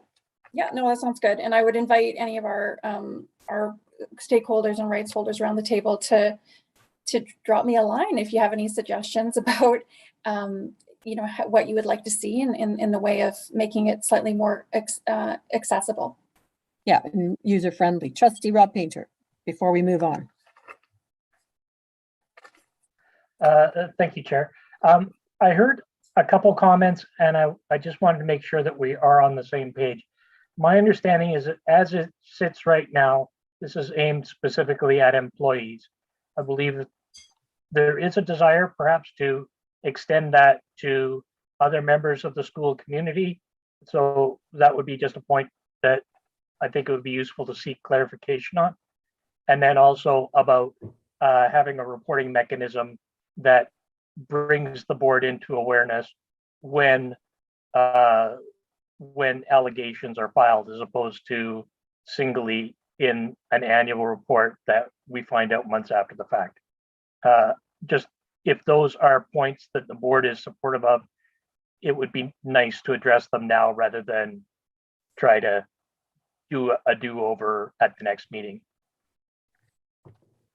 Okay, I think Secretary Treasurer.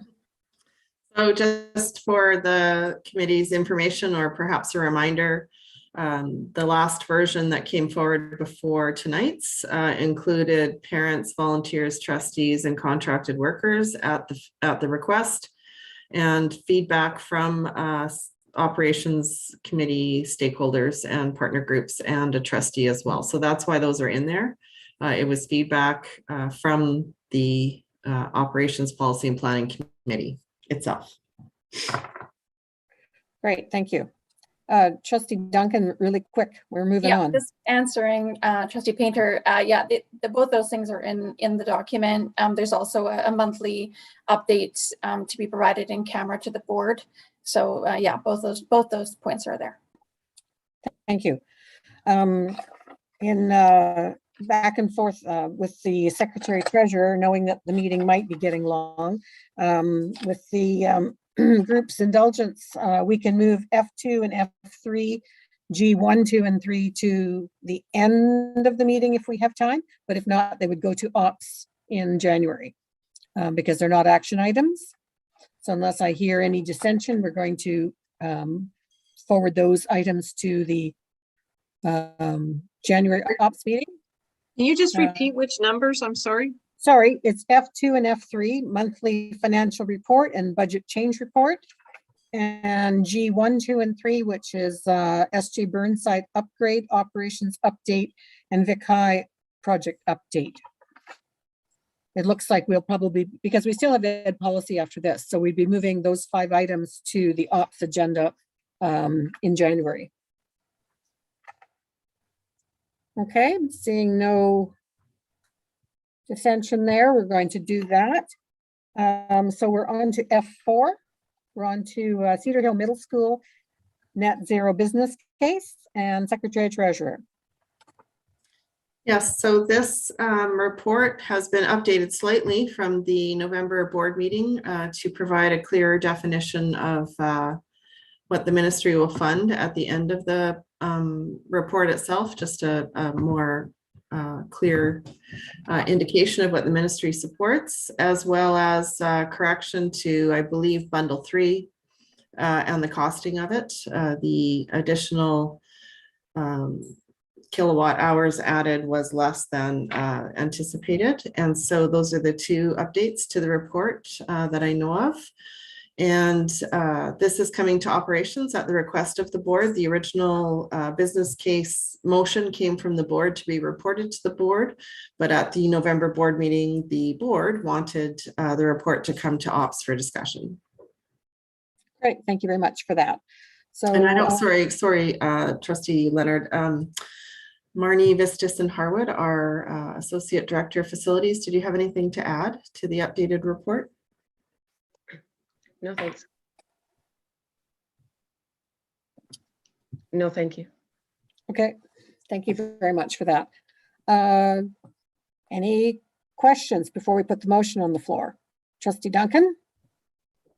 Yeah, well, first of all, thank you to the Secretary Treasurer for providing that further clarification around what the ministry will fund. I think that's very useful. Certainly, I found it very helpful.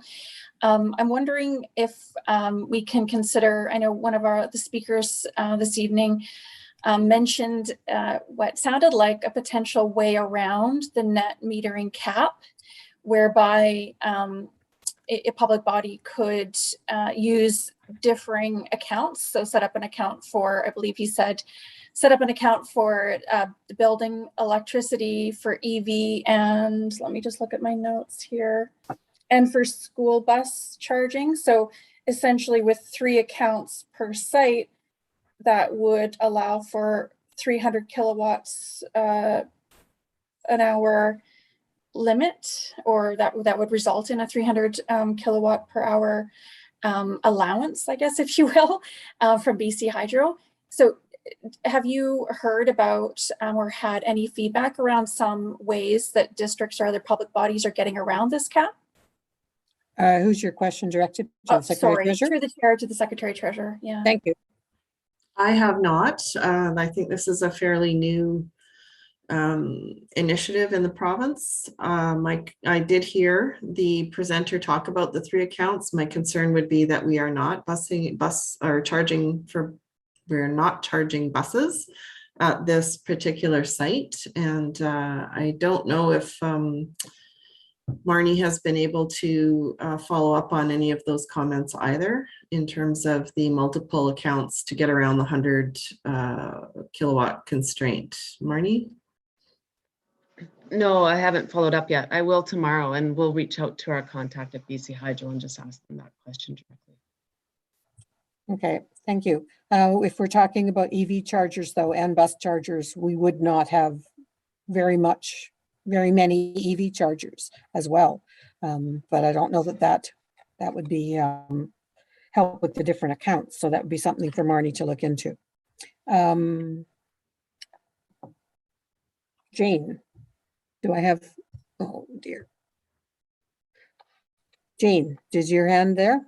Yes, thank you. I just want to add, Dave said he forgot to mention too that the panels never produce their full nameplate power unless it's done in a lab. So to actually produce the 100 kilowatt system, you would need to install 120 kilowatts. And yeah, and also just wanted to remind you that in a previous board meeting, our engineer, Jack Meredith, shared a PowerPoint on how the schools could invest and go deep with its energy system rather than scattering fixes across the multiple schools. And it showed how you could actually save the school district millions of dollars by doing this. So I hope we will consider that and, you know, explore the options of bundle 3. Thank you. Oh, and one more thing. We're trying to advocate for the school district to get more funding. I've been trying to get meetings with the MLAs. I've got one with Mitzi Dean coming up on December the 14th. So if there's any message that you would like me to take to her, I'd be more than happy to do that for you. Also waiting on meetings with Lana Popham and Rob Fleming. And unfortunately, because of the flooding, that's going to be delayed for a while. They're a little busy. Yes, they're very busy right now. Yeah. So I just wanted to put that out there. Thank you. Thank you very much. Any other questions for staff before we ask for the motion to go on the floor? Trustee Rob Painter.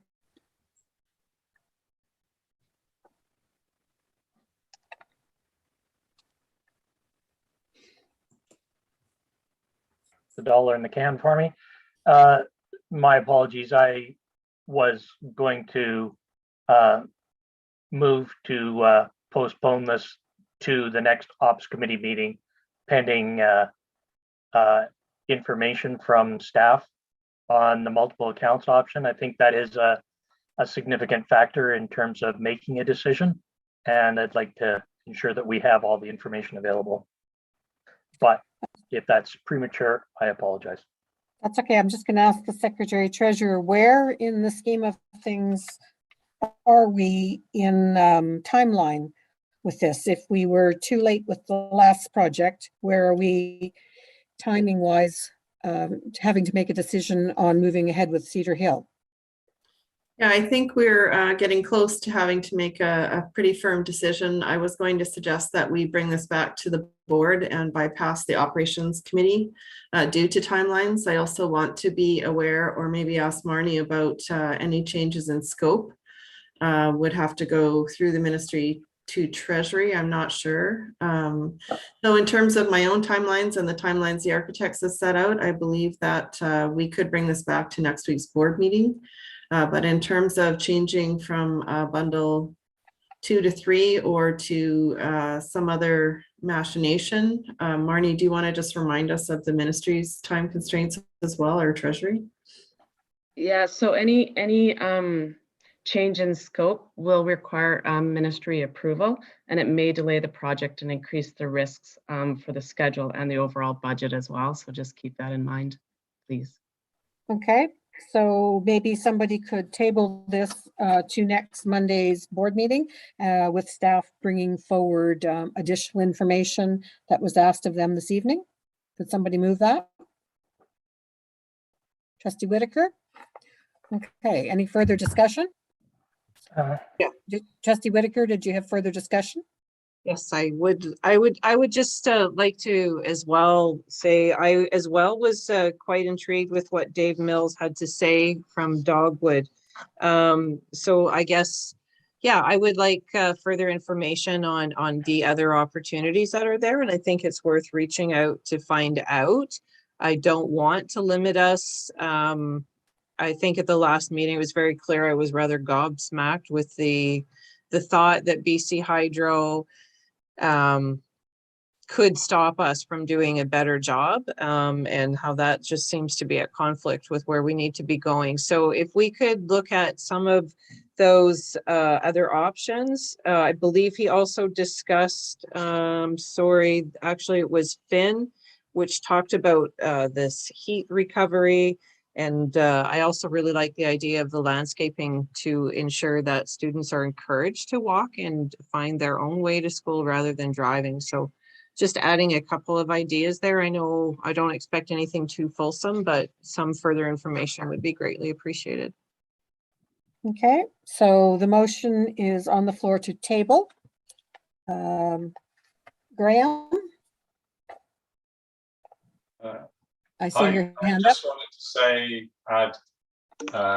that yes, we should do our best to consider all available technologies right now, like the HRV that Finn mentioned, and the passive house standards. The more efficient you make the building to start with, then obviously the less energy that you're going to need to heat and cool it.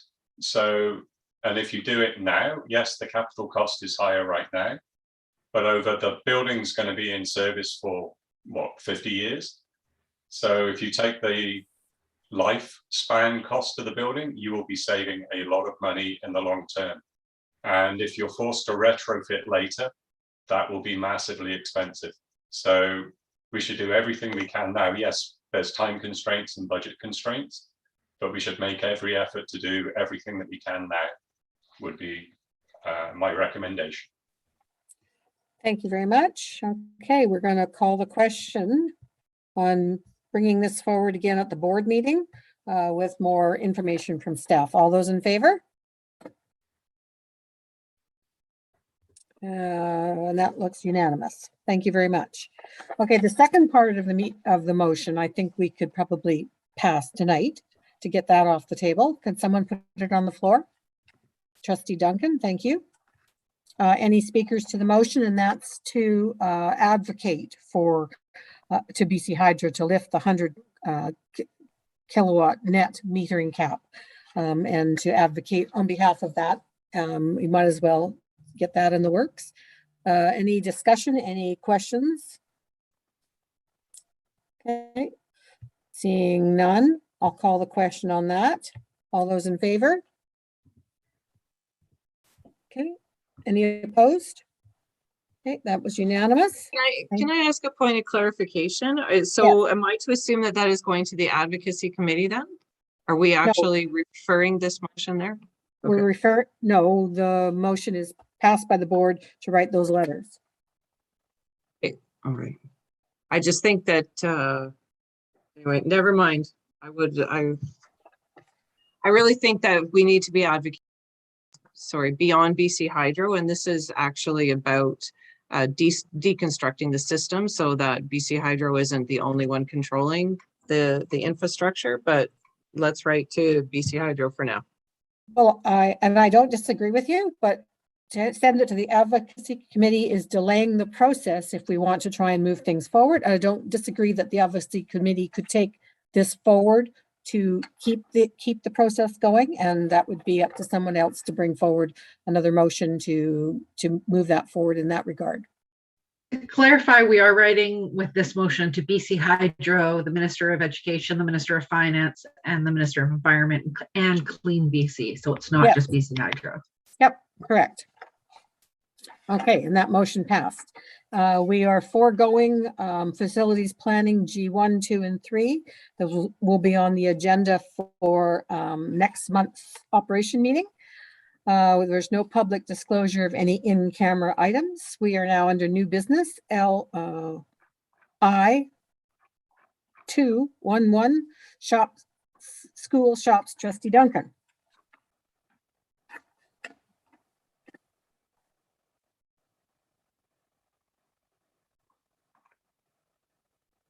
Sorry, too many windows. Okay. I'm now unmuted. Thank you, Chair.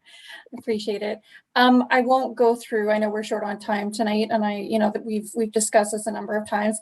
The really the point here is to, as I said last time, I was going to bring a motion to encourage our board to direct that we receive regular reporting, so regular updates to OPPS through the standing committee with the facilities report that we normally get on the status of plans, actions, and remediations that have been completed that month in relation to the school shop health and safety audit issues identified in 2016 and 2017, and what's been completed that month, and to continue to provide that reporting until all of the outstanding actions and remediations have been completed.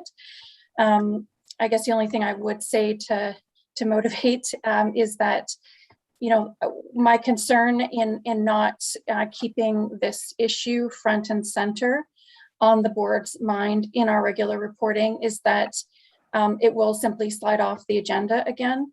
I don't want to see that happen. I think we need to see this through. It's been a number of years in the making, and I think we're really at a point now as a board where we have to take this very seriously. This is one mitigating measure by ensuring that we have regular reporting until the remediations are all carried out. It's one, I think, reasonable measure that we can put in place to ensure that it gets done this time. Other than that, I hope that my colleagues can support that. And I trust that we can differentiate between the need to provide regular reporting through OPPS and any kind of budget planning that we might and should do at the budget advocacy committee level and at the board level. So this would be included under the facilities, Mr. Morris's regular reporting every month. I'm just wondering if the last sentence is a separate motion, that it would continue until all of the health and safety audits has been completed, but we can discuss that in a second. I saw Trustee Whitaker's hand.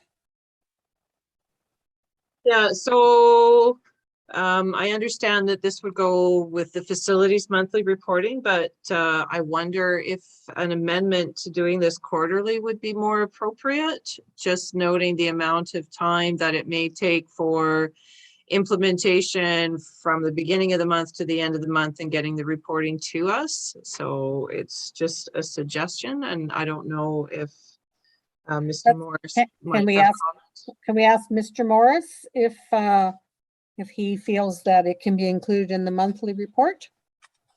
Mr. Morris. Through the chair, it can be reported in the monthly report, or if you choose quarterly, we can do it quarterly as well. Okay, thank you. Okay. Okay. Any Trustee Ryan Painter? Chair, I actually believe Trustee Waters had her hand up before me, but I can go after her. Okay, Trustee Waters. Yeah, I was looking essentially for the same answer in terms of reporting. Like, I've been really happy with the reporting come forward from staff around this issue, and I know that this is a really keen focus of their work and related to the budget as well. So I'm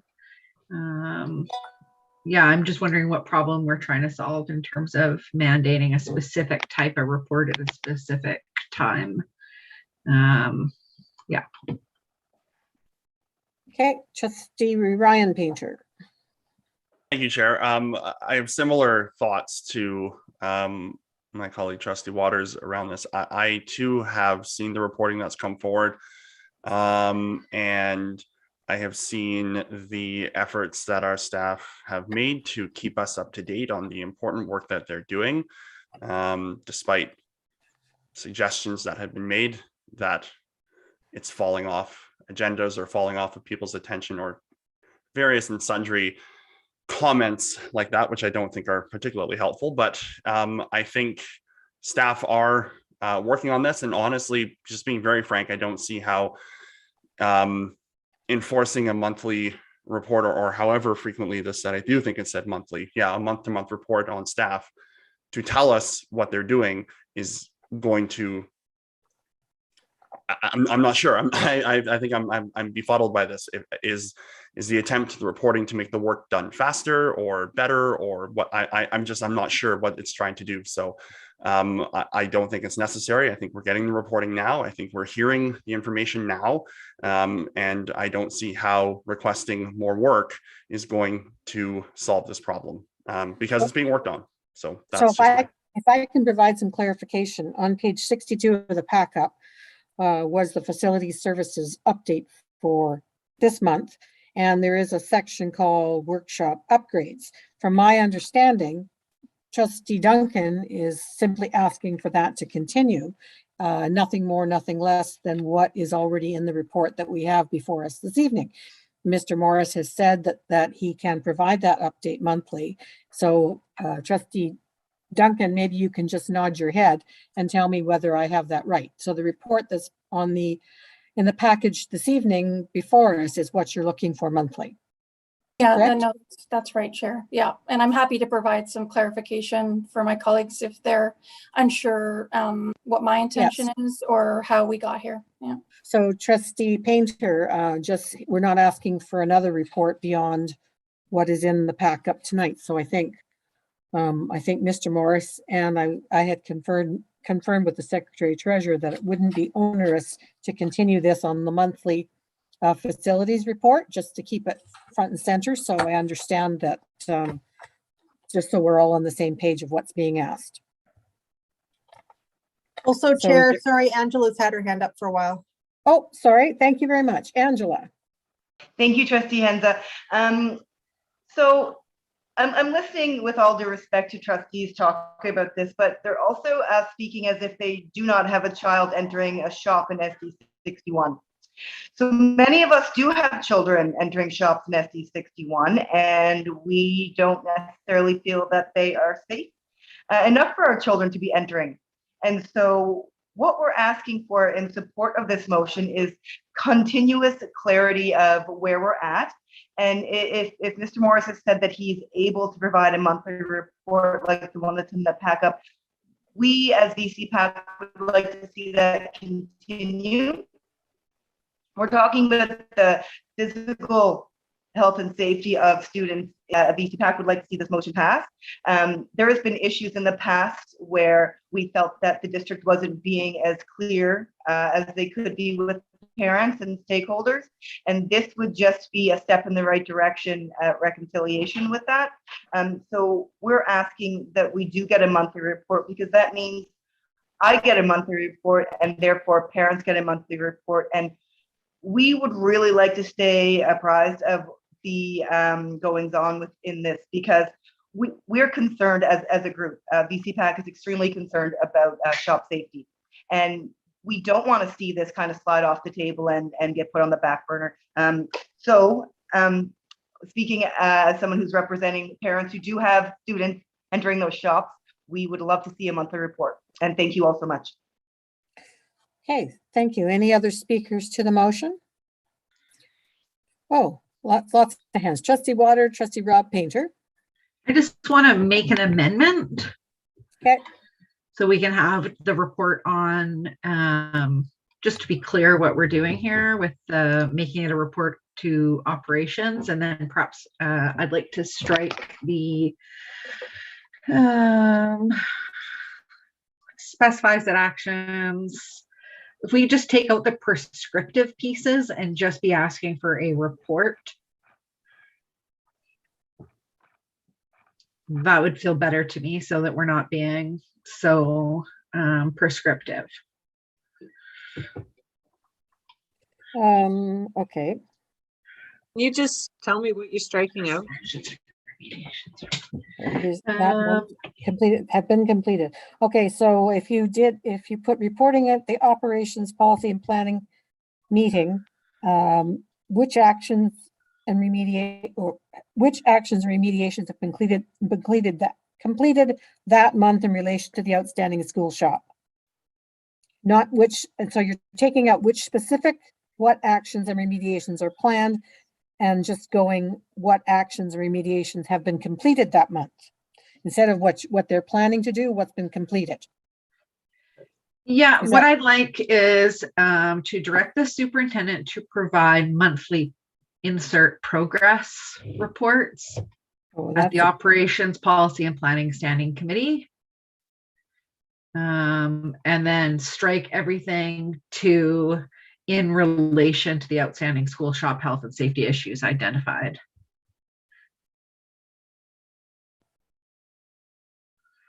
School shop, okay. And I think we could. So you're moving that, okay. Yeah, and you could really, I mean, the motion continues until we rescind it, or there's no longer any outstanding school shop health and safety issues in relation to the audits from 2016 and 2017. So I'd also like to cut that last sentence, because I think it's already in the motion, and then it just keeps it tighter and more specific, and we can be sure to get those monthly progress reports. Okay, thank you. So people are now speaking to the amendment. Okay, Trustee Ryan Painter, then Trustee Duncan. Sorry, Chair, point of thank you, Chair. clarification. Could you mind just reading the amendment one more time before we discuss it? That the Board of Education of SD61 direct the superintendent to provide monthly progress reports at the operations policy and planning standing committee in relation to the outstanding school shop health and safety issues identified in the school shop health and safety audits from 2016 and 2017, period. Perfect. Okay. Okay, Trustee Ryan Painter.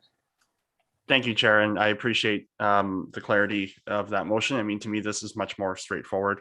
And I appreciate that, certainly hearing from Director Morris around the ability to continue doing this is good. And obviously hearing And knowing the importance that this has for parents in the district, it can't be understated that it's important. We want to make sure our kids are safe in school, and this is a vital piece. So I think it's completely something that I can support. I do appreciate the clarity that this amendment brings to this motion. So thank you. I'll be supporting it. Thank you. Okay, speakers to the amendment. I don't see any hands, so.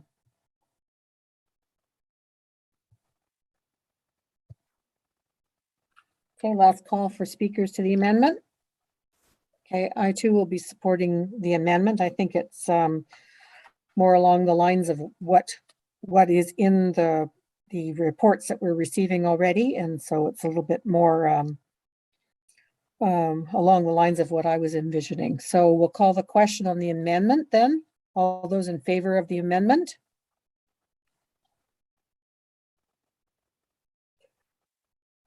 Okay, opposed to the amendment?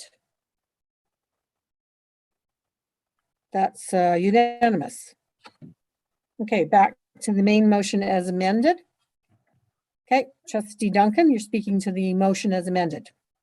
Yeah, and you know, anything that provides clarity, I think is constructive, and I support. I just, want to say that I think if it's not clear by now, then I think it should be clear to everybody around this table that these issues came forward through the previous board, and they did slide off that board's agenda. They were not, it didn't get addressed. And so, I can't overstate the importance of us really just taking this on and seeing it through to its conclusion. And it's not just about, investing in our infrastructure and supporting our SHOPS programs, which are great programs, but it, clearly has to do with student health and safety, which has got to be at the very top of our list of priorities as a board. So, I really just want to, I guess, make it clear that this is, I'm not trying to make work. I'm not trying to dictate anything. What I'm trying to do is bring forward what I see as a reasonable and constructive approach to this board, seeing through something that did fall off the previous board's agenda. And I hope that is what my colleagues see, and I hope that my colleagues will support that. Thank you. Okay, we'll call the question on the motion as amended. Oh, Trustee Rob Painter. Thank you, Chair. I just wanted to ask one point of clarification. If I recall correctly, there were costs split between what facilities department was doing and what schools independently were doing.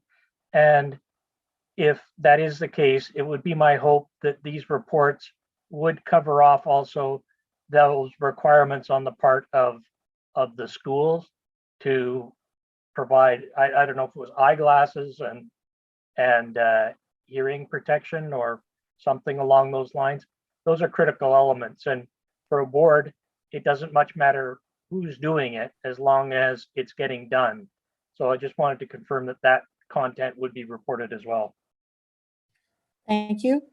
Secretary Treasurer. It's my understanding that procedure has been established and that those things are in place. Marnie, did you want to clarify that? I don't see the need to report if it is completed and the policy or the admin procedures in place. Yeah, the admin procedures in place, and they are completed, as are the eye wash stations and another number of items. Thank you. Thank you. Thank you very much. We'll call the question on the motion as amended. Sorry, Chair. Point of clarification before we move on. I just want to be very, very clear before we move on. So this goes back to earlier in our agenda when we were having the conversation about amending the minutes to reflect what was in the tabled motion, so that the items that are supposed to be covered by the school's budgets, so the individual school budgets, it don't just include eye wash stations. So there's a whole list of items that were included in the audit reports and do require action and remediation. And at our last operations and policy and planning meeting, the Secretary Treasurer informed us that those items were going to be paid for from a school budget. And so I think it's very important that if those items haven't been purchased and are not in the shops at the specific schools, that the board reporting that comes through OPPS, it does include an item in the irrelevant month informing the board that those items have been purchased and are in the school shops. It shouldn't matter what budget it comes from. What should matter is that the remediation and the action has been completed. So I before we move on and before we vote, I think we better be really clear that we are, and I guess maybe that's why the motion was worded in the way that it was to make it clear that we're not talking about who pays for it, we're talking about does it get done? And that's what's being reported out through OPPS is have all the remediations and the actions been done? So could we please have that clarified before we vote? So facilities was directed to give money to the schools and to have things done. Secretary Treasurer? Schools are allocated an annual budget by the district in the budget process. The schools are to spend that budget on consumables in their schools, which would include some of the safety equipment. Granted, not all of it, which is some of it is a district cost, but of the school allocations and the consumables in schools, principals have been advised that this is their responsibility. And it's my understanding that those items are purchased as verified last month and this month by Marnie Vistison Harwood, our person in charge of the shop's remediations. And so therefore, I do believe this is done. And the clarification I was seeking is that we probably would not report out on this again because it is complete, was my clarification. Okay, we're going to call the question on the motion before us. All those in favor of the motion as amended? And that is unanimous. Thank you very much. Trustee Duncan, climate action. You've got two motions before us, and first one up. Yeah, so again, I'll assume that my colleagues have read the memo. What I'll say is that certainly the speakers have made me think again about referring to net zero rather than zero emissions. And so I'm wondering if we consider that when we're looking at the first motion, which I'm suggesting to the board, which is about advocating. So both motions direct the board to advocate.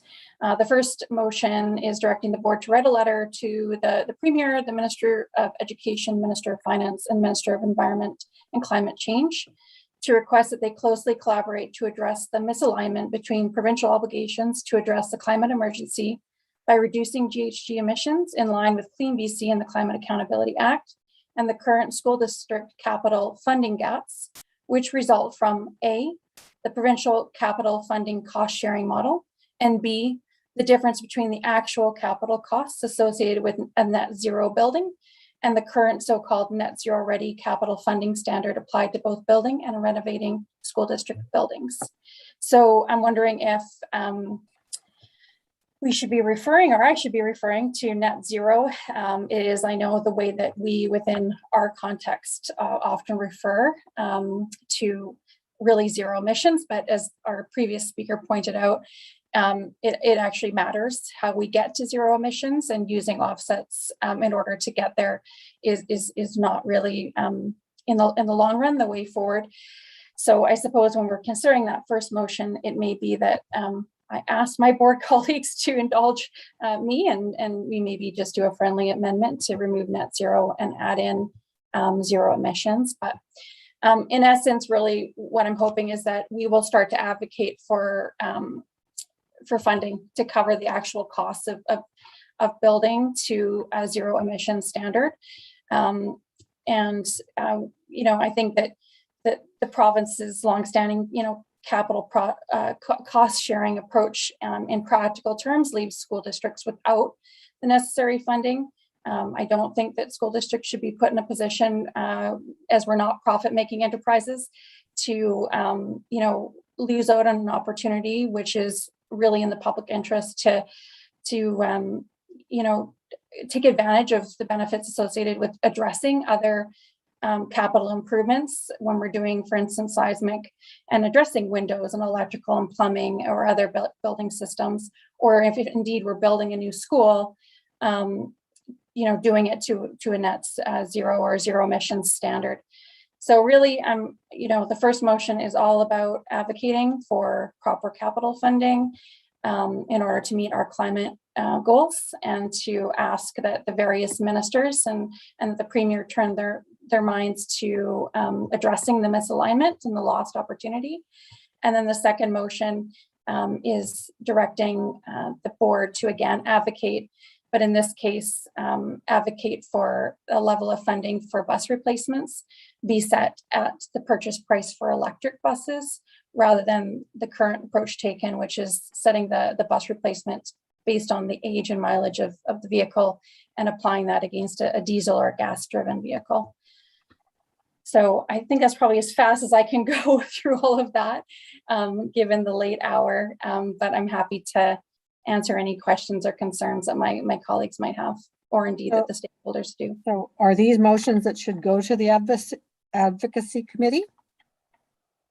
Trustee Whitaker, I'll ask you the question. I mean, I'm sure that they could. I'm sure everything could go to the advocacy committee. I'm not sure. I guess it depends on what Trustee Duncan is hoping to achieve. Yeah, I mean, I was hoping that, be fairly, I was hoping that it wouldn't be contentious to write some letters advocating for proper capital funding so that we can live up to our climate obligations. I mean, we've got a sort of joint responsibility, both provincially and locally, to address the climate emergency. And I see the lost opportunity costs every year that we struggle in order to, we see it in Vic High. We're seeing it start to develop with Cedar Hill. There's lost opportunity costs if we don't have appropriate funding that allows us to take a more forward-thinking approach. As the chair of the advocacy committee, I think there is great opportunity to write letters, but I think that this is something that needs to go to the BCSTA's AGM, which the deadline, I believe, will be in January, is the late January, to get those forward. So I do see us doing some sort of work on this. I'm just questioning which way to go. Does it go to advocacy, or do we have another group that is writing motions for the BCSTA? We don't at this point in time. I might also suggest the last sentence be removed because it doesn't direct anything. It's sort of part of the rationale. If we're trying to be less wordy and provide more direction. But it's either refer this to BCSTA for discussion there, or refer it to the advocacy, or approve it tonight. So I'm looking for direction. The motion has been presented by Trustee Duncan, so I'm not going to talk to Trustee Duncan again for a few minutes because she's had the floor for a length of time. So anybody else have any comments that they would like? Trustee Ryan Painter and then Trustee Ferris. Thank you, Chair. And I appreciate Trustee Duncan bringing these forward, and I agree these aren't contentious. Certainly my read and estimation of them. I originally was, and this might be going into the weeds a little bit, but I was originally listening to our presentations tonight and hearing the challenges with using the phrase net zero and wondering, well, if we go to zero carbon, does that bring us out of alignment with the language that ministries are using, certainly with what Clean BC is using, and does that give a rationale for anybody responding to something like this to say, well, we're doing net zero. But of course, if you look at the carbon neutral capital program, they talk about zero emission building standards. And I think that we're quite able to include zero carbon and not be out of step with, in fact, I think what the thrust of Clean BC and carbon neutral capital programming wants to do. So I don't have any challenges at all with bringing in language that focuses more on zero carbon. In fact, that's the direction we need to be going. So I don't have an issue with that. And in terms of being moved into advocacy or coming right to the board to write a letter, I'm much more keen to move these pieces through so we can write the letters and have them moved forward in a timely manner. Certainly we can bring something to BCSTA, the deadline, as the chair of the legislative committee, we were talking about the deadline, and it may be a little bit changed this year because of some challenges from AGM last year, but that decision has not yet been made. So we're still in discussions, but if anything, it will be probably the second week of February that everything needs to be submitted by, but that's in the weeds. I do support both of these. I do think that we can walk and chew gum at the same time. We can send these, advocate to the government, and then also have a motion to BCSTA. And I don't think we would be the only ones. So we could likely put these forward with some other districts. So anyways, that's my piece. Thank you for bringing these forward, Nicole. I appreciate it. Thanks, Trustee Ferris. Thank you. I just think that I'm very much in accord with sending this letter to the minister and to BCSTA.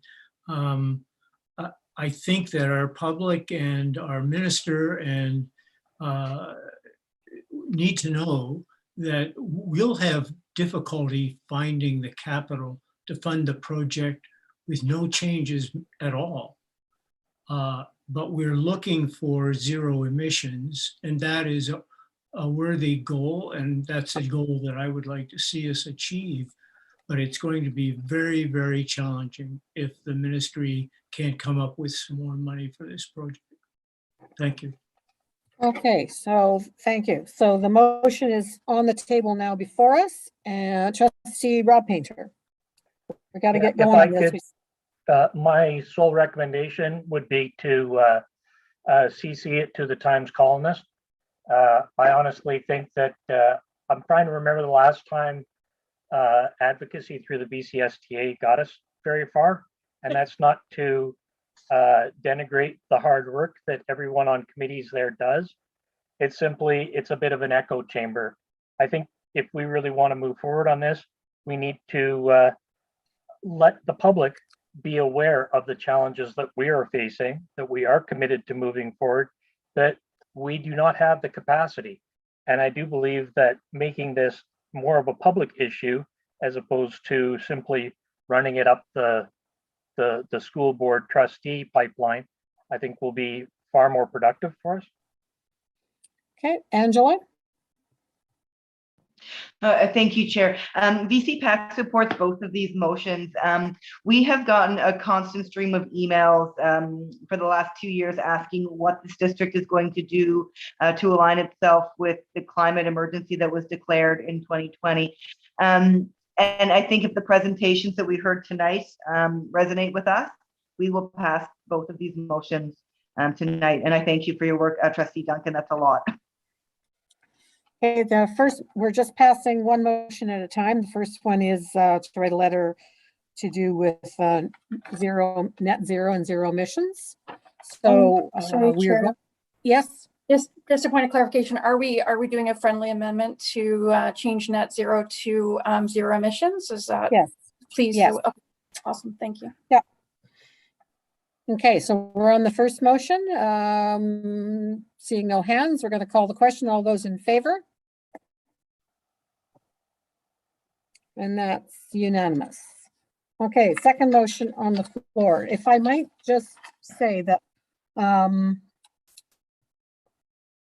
after the word buses, the rest of it is again, I think, part of rationale as opposed to motion. So you might want to shorten that because I think it has more punch when you're doing it as a shortened version of a motion and not as wordy. That's just my thought. Yeah, I appreciate that, Chair. I just wanted to acknowledge the other school districts that have done work on this before I brought it forward. Really, I wanted to put a shout out to the other districts that have already done work on this. Yeah, but that shouldn't be part of our motion. That should Fair be in your enough. If So that's if where you- you want it, I'm happy to put it there. Yeah, that's what my suggestion would be. Okay, so if we can try and shorten because you already started out in your conversation with both motions, I'll open the floor to anyone else who would like to say anything to the second motion on buses. Okay, seeing none. Now, so after the word buses, as my friendly suggestion, Trustee Duncan, are you willing to drop the rest of that then in your motion? Well, the rest of it, just to be clear, Chair. So, I mean, I'm happy to drop the last sentence, but what you're suggesting is that we drop the direction around to whoever writes this letter on our behalf. So I don't think we should go quite that far, but I think we can get rid of the last sentence without any problem. Okay. Yeah. I'll take that. Okay. Okay, so it's a motion as presented with the last sentence not appearing in the motion. Secretary Treasurer, do I have your hand up? No. Yes. Go for it. The 2-sentence motions are problematic. And so I'm wondering if at the board or at the committee's discretion, if I can insert an and further or a whereas or something like that to make it flow more like one motion. Just when you pass the motion to say as presented, I would suggest just a little bit of construction. And further that the board understands yada, yada, yada. You mean like that? Yeah, I would put an and further in there. Yeah, and further that the board understands. Okay. That works. Okay, any speakers to this motion? Okay, seeing none, I'll call the question. All those in favor? And that's unanimous. Passed. Okay, we have no notices of motion, no general announcements. I'll pass it over to Trustee Tom Ferris for Chair of Ed Policy. Thank you, Trustee Leonard. And could I have an approval of the minutes of November the 1st, 2021? So moved. Thank you. All those in favor? Thank you. I don't see any business arising from the minutes, so I'll go to Director Davis for the International Education Annual Report.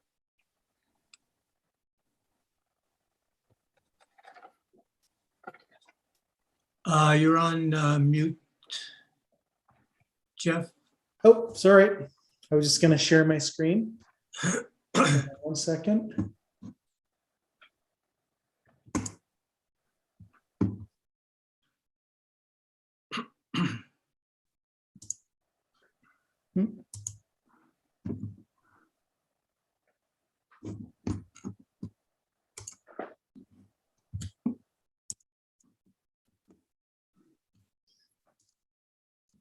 Everyone see it?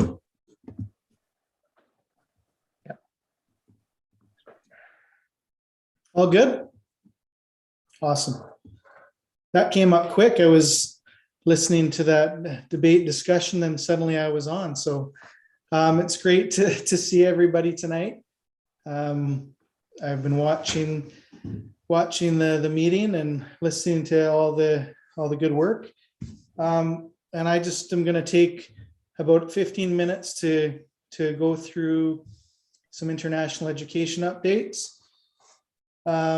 Starting off, the first thing I wanted to do actually was to recognize all of our international students that are here this year, students that arrived newly from their home countries, students who returned and are on a graduation program. It's been a difficult couple years for everybody, and for our international students, they've done an excellent job of following through on all the commitments and making sure they it got here despite the travel restrictions and getting everything sorted. I just wanted to give you a kind of overview of all of the regions and countries that we have represented this year. So we have, in alphabetical order, Argentina, Austria, Bangladesh, Belgium. We have students from these regions and countries. Bolivia, Brazil, Chile, Colombia, Denmark, Germany, Hong Kong, Iran, Ireland, Italy, Japan, Macau, Malaysia, Mexico, the People's Republic of China, Russia, Rwanda, Slovakia, South Korea, Spain, Switzerland, Taiwan, Thailand, Turkey, the Ukraine, the UK, the US, and Vietnam, for a total of 33 countries or regions. So I thought that was an important piece to share before we got started. Moving on, as I do this presentation, I wanted to make sure that I'm connecting our international education operational plan priorities directly with the strategic plan, the district strategic plan. When it came out in June 2020, I was thrilled to see all the connections and cultural responsiveness being embedded in each goal. So it was really exciting for the international program to see that. I'm just going to walk you through 5 priorities. 5 priorities that we have. And as I do it, I'm going to connect them to the goals. So the first one, return to pre-COVID enrollment levels. That's one that a lot of people have been talking about, and we've been talking about here for quite some time. Connecting that to a goal within the strategic plan would be goal 1. And the reason for that is twofold. The first piece is, as we get back to our regular international student program enrollment numbers of about 1,000 students, we're able to have more regions and countries represented. We're able to have opportunities for those international students and for also local students to learn alongside international students. So that's, first and foremost. The second part that supports goal 1 of the strategic plan is of course, the tuition revenue that international students bring in and support education programs and operations of the district. So that's the way I'm going to kind of roll through these. The other 4 items we'll discuss are the support of culturally responsive teaching and learning, the review and rebuild of a homestay program, strengthening programs, operations, and services, and enhancing student support and engagement. So I'm going to talk a little bit about the how for each of these. The return to pre-COVID enrollment levels, how are we doing that? We've continued with our virtual marketing and recruitment events. And this has been difficult because many of these events are at the time zones of the specific country. So a lot of overnight type of events. As we know, virtual events, it's not the same as being in person, but we've made it work and continue to make it work. Year 1 of our rebuild, which is this year, continues to be positive in terms of we've met and to a certain extent exceeded our expected enrollment. But the last couple of weeks have shown us, things change pretty quickly. And with new restrictions and new requirements for international students, it's gotten a lot more complicated. So the second half of this year, 2021, 2022, there's a bit of uncertainty. Things will become very clear February 1st. And then going into next year, we have countries like Australia and New Zealand opening up to international students, which makes it a lot more choices available amongst many other countries. Connected to our return to pre-COVID enrollment levels is our International Education Victoria consortium with Camosun College, UVic, Royal Road, Saanich, and Suk, and we're really focused on working together to support international students in Victoria, to help the local community understand the benefits of international education. And then, of course, some of the nuts and bolts around working together as a group on marketing and recruitment, and also, of course, post-secondary pathways for international students that want to stay. So this has been quiet the last year and a half or so, but now we are all rebuilding together. Culturally responsive teaching and learning. I've talked about this at many board meetings, and not culturally responsive teaching and learning, but this specific global and intercultural skills program currently offered at a couple high schools, and we're hoping to get it at the middle school level. But I believe this supports goal 2 in that it supports intercultural development for all students. And in the same way, our outbound student mobility, where we provide opportunities for students to travel outside of Canada at a subsidized cost, is also a contributor to goal 2. A few things, a few other areas of priority for this year related Uplands campus. Our short-term programs, due to the pandemic, have been limited, of course, because of the restrictions on folks coming in for students coming in without a study permit. So we don't have many short-term programs, but that is expected to rebound, well, in the spring perhaps. Our homestay program, also we had a lot of early retirements from homestay due to the pandemic. So we've really been focusing on building capacity in the Greater Victoria community. And that has been, we're still working on it. We're not quite there, but we're still working on it.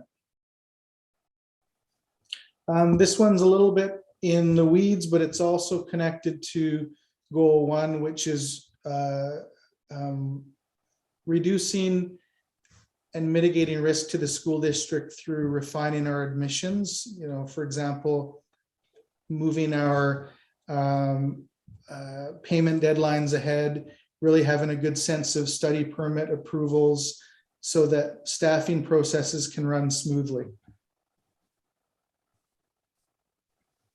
And the last one that I'll touch on, that I always make sure to have at the forefront of what we do here, is very good supports for international students when they arrive in Victoria and when they experience perhaps an acute mental health issue, or they want to be involved in activities. So I'm on a couple national committees, one on anti-racism, one on student health and wellness through our National Association of CAPC, and we're sharing resources in that regard. I still believe we have the best, we're one of the only district international programs with a mental health strategy that can get international student support very quickly if they're experiencing difficulty.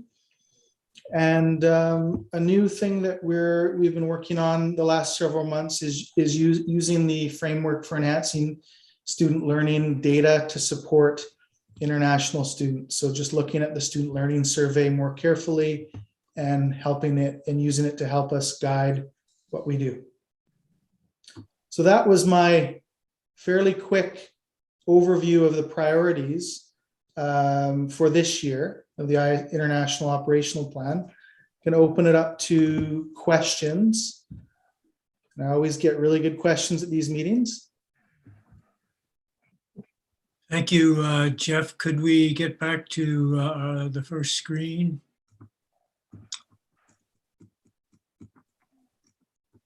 And I want to thank you for the way you linked your goals to the district strategic plan. That was very good. So do we have questions for Mr. Davis? I do. Okay. And I do as well. Okay, that's great. I do hear Ryan, and was that Trustee Whitaker? Yeah. So Jeff, if you can stop sharing your screen. Great. There, thank you. Okay, Trustee Whitaker, thank you. Yeah, so Jeff, thank you very much for this presentation. You made a comment about Australia, I think it was, or a couple of other countries that are going to be doing homestay programs. Were they not doing that before, and so we should expect further competition from that? Is that what you were alluding to? No, yeah, they closed their borders quite tightly. Okay. And Australia has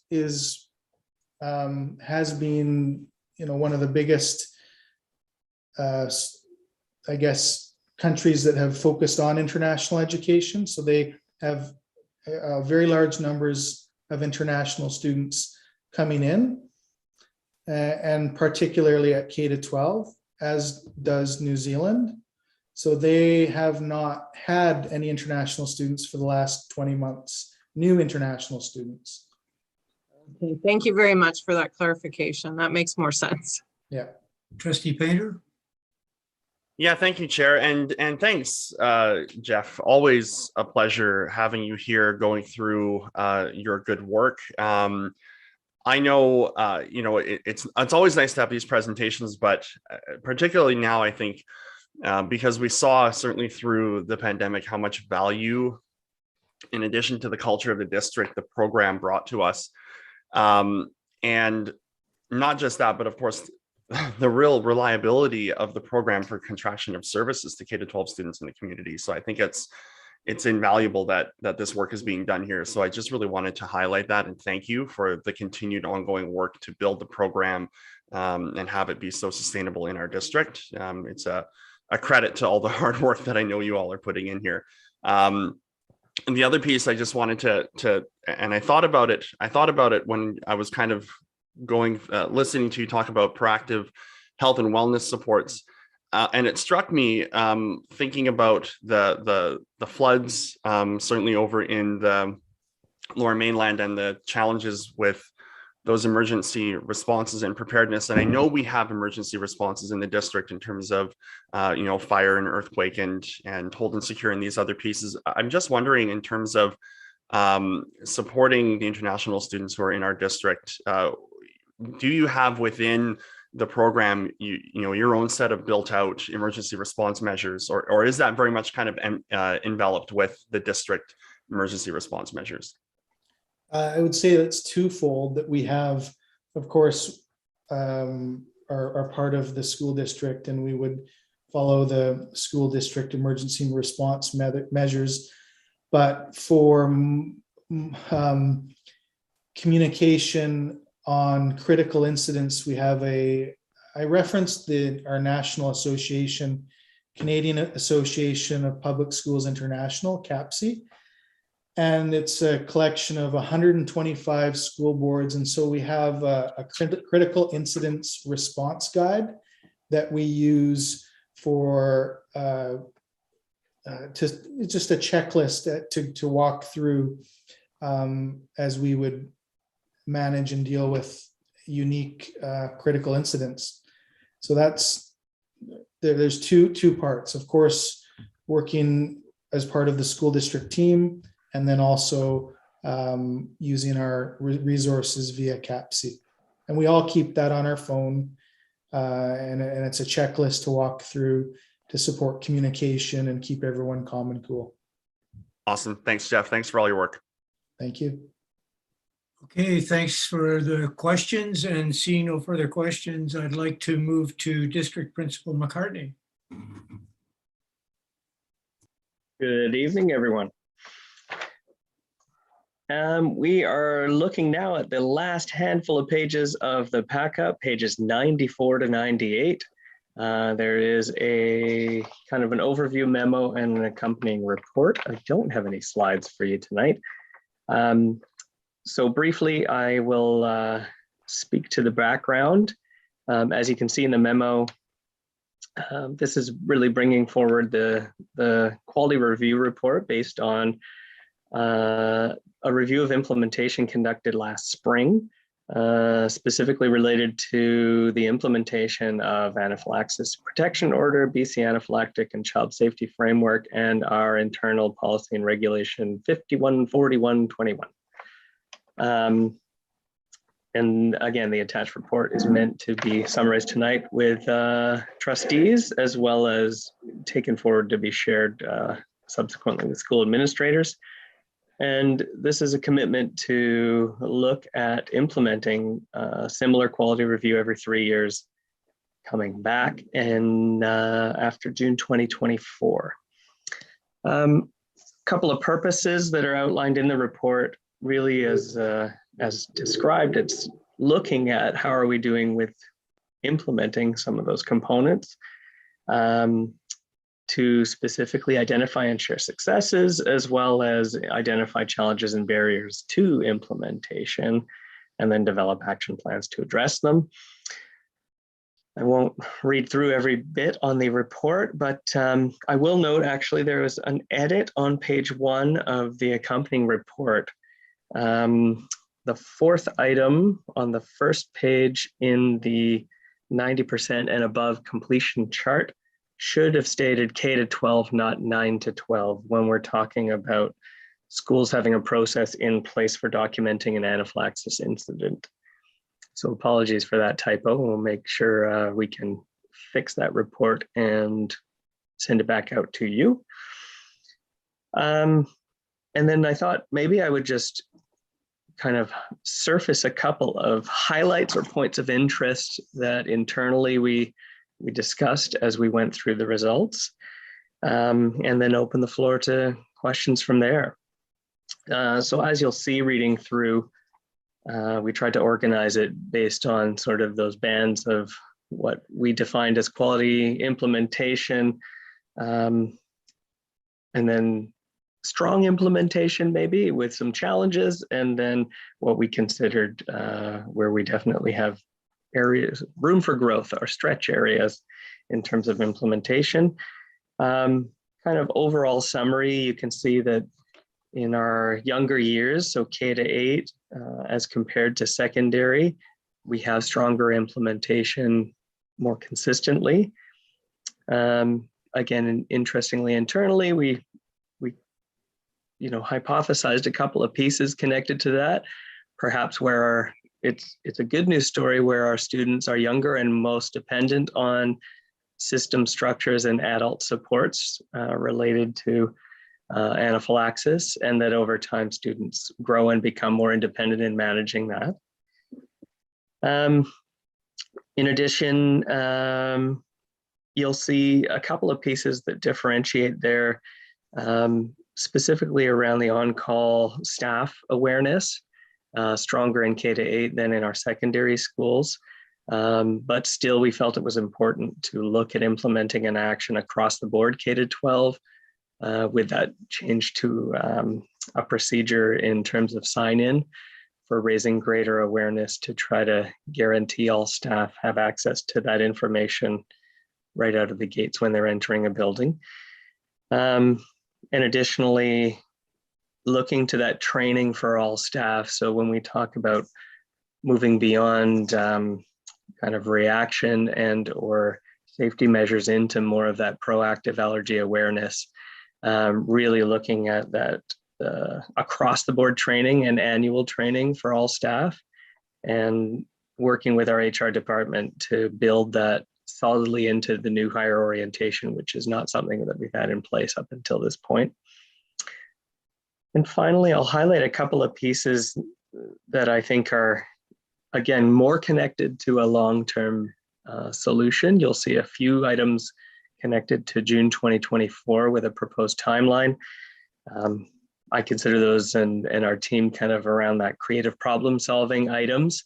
When we're talking about supporting families to have access to perhaps some funding sources that will better help them source EpiPens. So we noted a couple of pieces there that are probably going to take us a little while to explore some creative solutions. Interestingly, some of the reports from the survey surfaced that a number of families and students being resistant to their child carrying an EpiPen, which was maybe a stat that was made more surprising to the team who put together this and were reflecting on the results. So again, some creative problem solving to look to address some of the outcomes of the survey. But yeah, overall, we think we're doing a pretty decent job with implementing some of these key components. And yeah, I think that's a summary of both the memo and the overall results of the quality review. Open to, as Jeff said, always appreciate the questions. Okay, well, thank you very much. I've got Ryan Painter and then Rob Painter. Thanks, Sean, for a very fulsome report. Appreciated all the detail here. I will admit the EpiPen piece certainly stuck out for me in this. And having a dad who's deathly allergic of bees, having an EpiPen available was something that was just always around growing up. So I wonder if there's any indication that you might have of knowing, like, do we have any numbers on what the lack is, or how few we have, or any data on that at all, just to kind of get an idea of what the deficiency is that we have in there, or what the differential is? I think from a staff and school, so we have an accountability to ensure every school provides a backup EpiPen, and we have 100% sort of compliance with that aspect of the implementation. The gap area, I think, and again, the anecdotal comments we received back around that number 3 for next steps really refer to families, and I do believe it's most likely a funding barrier around accessing EpiPens. I know for a time there was a supply chain issue, but to our knowledge, that's no longer in place. So does that answer your question, Trustee Painter? I think yeah, kind of. I guess if I'm understanding you right, and please correct me if I'm wrong, we have compliance in terms of the provision of necessary EpiPens, but we just aren't getting that additional EpiPen provided by a family. Is that am I getting that right? I'm sorry, maybe I'm missing it. Yeah, it's the family side of the provision, and again, the additional. So in theory, there are 3 EpiPens in place. A family is, according to the regulations or the implementation of the guiding pieces, is to provide 2, and every school is to have a backup. So for most of our students, we have the single EpiPen in place from the family and a school backup. It's the third that is the challenge. So sorry if I may, Chair, just one more quick, just to kind of close the loop on this. So what I guess what this is telling me, or telling us, is that there are families out there who may not, because of cost barriers, may not themselves have ready and available access to EpiPens. Okay, thank you. Thank you. Trustee Rob Painter.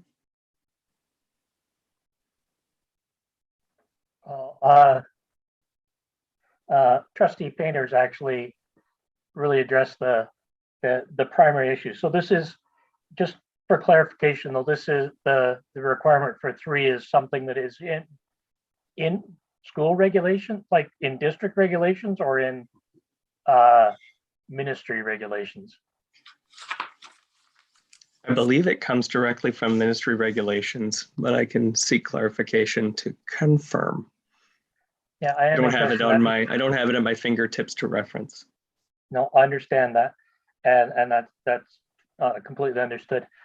It strikes me that if I'm not mistaken, the cost of EpiPens has increased quite significantly in recent years.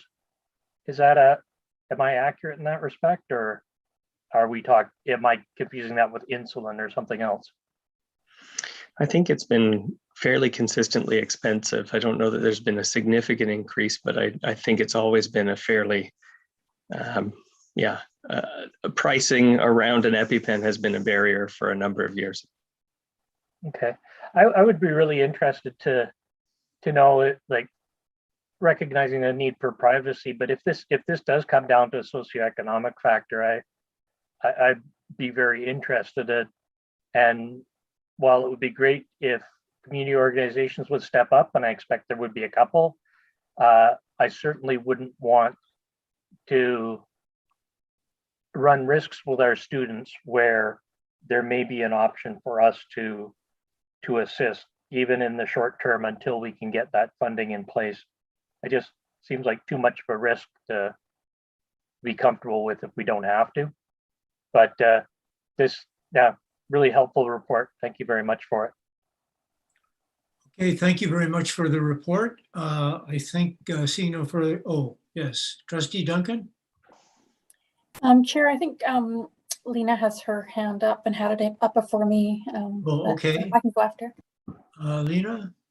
Thank you. I just wanted to just mention about the teacher training, that I'm really glad to see it on to work towards putting it on the new hire orientation. And I just want to suggest that if possible, that's a live presentation for new hires and new teachers.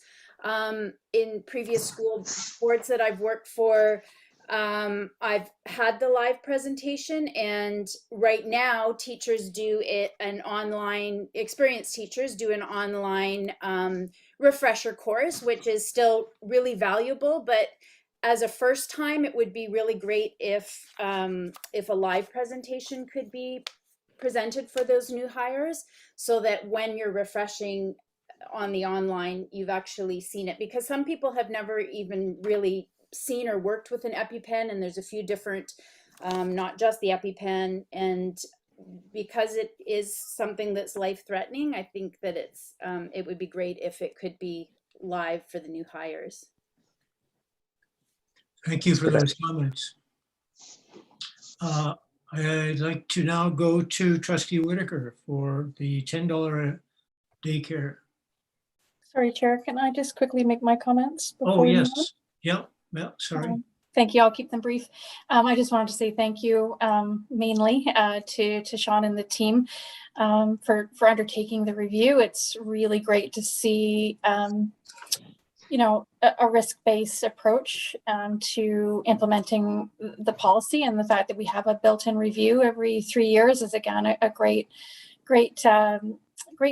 progress from a good practice point of view. But I also just want to acknowledge all of the various actions and plans that you've, and ideas, creative solutions, as you put it, that you've got in place to address some of the areas of risk that you've identified. So thank you for the work, and I look forward to hearing the update in the future. And good luck. Thank you, Trustee Duncan. So now I think we're ready for you, Trustee Whitaker. Thank you. So first I'll just read the motion, Anne, that the Board of Education of School District 61, Greater Victoria, reaffirm its endorsement of the $10 a day childcare plan, including the inclusion of early learning and childcare being brought under the Ministry of Education, and further that the chair write a letter to the Ministry of Education, the Ministry of Children and Family Development, urging this change and the necessary capital investment and ongoing operating funding to create childcare space on school district property with the announced $7.5 billion federal funding. So this, I'm obviously looking for a reaffirmation. The School District 61 Board of Education has confirmed its support of the $10 a day childcare plan on several occasions. Most recently in the spring of 2016, and even before that under Peg Orcherton. So individually, I think we all understand the need for childcare and the impact on our economic growth.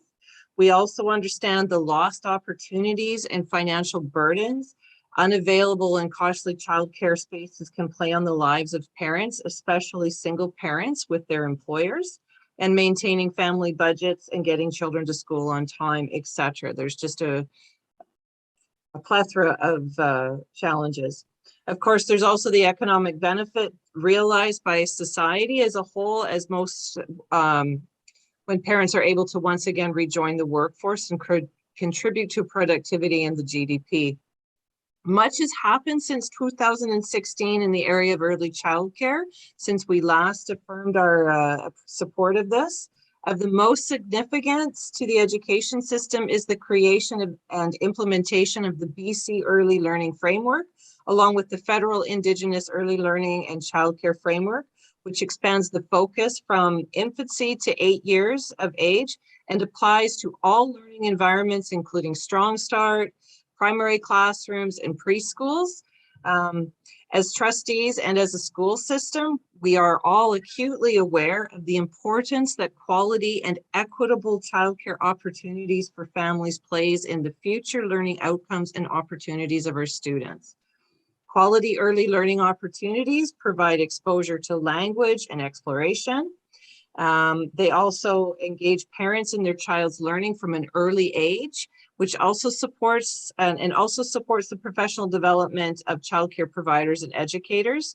And this is proven to be probably one of the best things that we can do to increase the future learning outcomes and opportunities for our students. The benefits to learning outcomes are profound in the areas of school readiness, in social and emotional learning and communication skills of our students. And it should also be noted that the benefits to children yet to be diagnosed with special needs, special learning needs, are also significantly affected through earlier learning interventions and behavior interventions, and support for families to learn along with their child, even before diagnosis. So beyond the financial benefits for families, community, and our overall prosperity as a province through increased engagement of parents in the labor market when childcare is accessible, equitable childcare provides children with early learning opportunities which have lingering, lifelong, positive impacts for children, especially when meshed together with their parent engagement and provided by trained childcare providers to meet individual and leveled learning goals for children and students. So I'm hoping that you'll support this. Maybe this time it will go to the BCTA and be accepted, but at this time I'm really looking for us to once again reaffirm our support of as a district. Thank you, Trustee Whitaker. I agree that this is an extremely important issue for the province. Do I have speakers? Trustee Ryan Painter. Yeah, thank you, Chair. I just wanted to let my colleagues know, typically when we have issues arise around the individual provision of services in the district, I do tend to recuse myself through a pecuniary conflict of interest because of my work. This, however, I think is sufficiently broad enough that it specifically talks about $10 a day childcare planning. And so I do think I am able to participate and vote. So I will not be recusing myself from this one. And I just want to thank Trustee Whitaker for bringing this forward so we can reaffirm. I agree with everything that she said, and I think it's important that we support this. Thank you. Any further speakers to the motion? Call the question. All those in favor? VC Pack. Oh, sorry. Jordan, I didn't see you. Yeah, go ahead. It's Angela. Oh, Angela, I was just voting in favor. Okay. That's fine. Basically, VC Pack just wanted to support this. As parents and as caregivers, we need a $10 a day childcare for all of the reasons that Trustee Whitaker outlined. So I'll let you guys get back to voting. Thank you, Angela. And if I could put in my own 2 cents, having 3 grandchildren, I really, really appreciate what this means to children, to have the right kind of care and to be encouraged from the earliest age possible. So I don't see any other speakers. I'll call the question. All those in favor? And the motion passes. Thank you, Trustee Whitaker. And we go to Trustee Painter. Thank you, Chair. I'll read the motion out that the Board of Education of School District number 61 direct the board chair to write letters of support to Chilliwack, Abbotsford, Fraser-Nicola, and Nicholas-Milkameen school districts affected by recent floods, landslides, and road closures.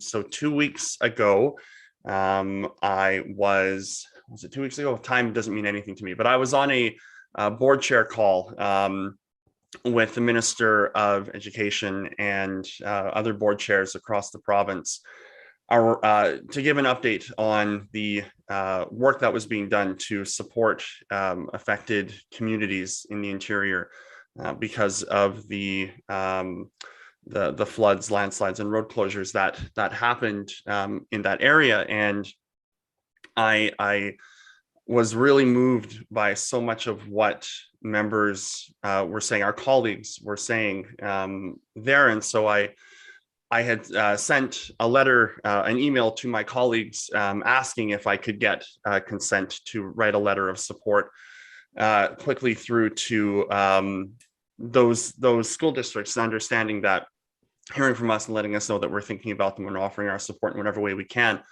would be helpful. One trustee got back and was concerned about the lapse in process. So certainly after being on that board chair call and hearing the stories firsthand, my exuberance to reach out certainly got the best of me, and to provide some level of support to those who are affected, including actual board members who have lost their homes and actual board members who refer to themselves as refugees in their own communities. It broke my heart, and my exuberance created a lapse in process. So I thank my colleague for reminding us that we always should put process first, no matter what. And I hope that we can support this. And at the board meeting at the month, we can move this so that we can send a letter through and let our colleagues know that we have their back, because it is hard for them. So thank you. Thank you, Trustee Painter. Do we have any speakers to the motion? Seeing none, I'll call the question. All those in favor? Thank you all. And I think that is the end of our business. So I wish you all a good night.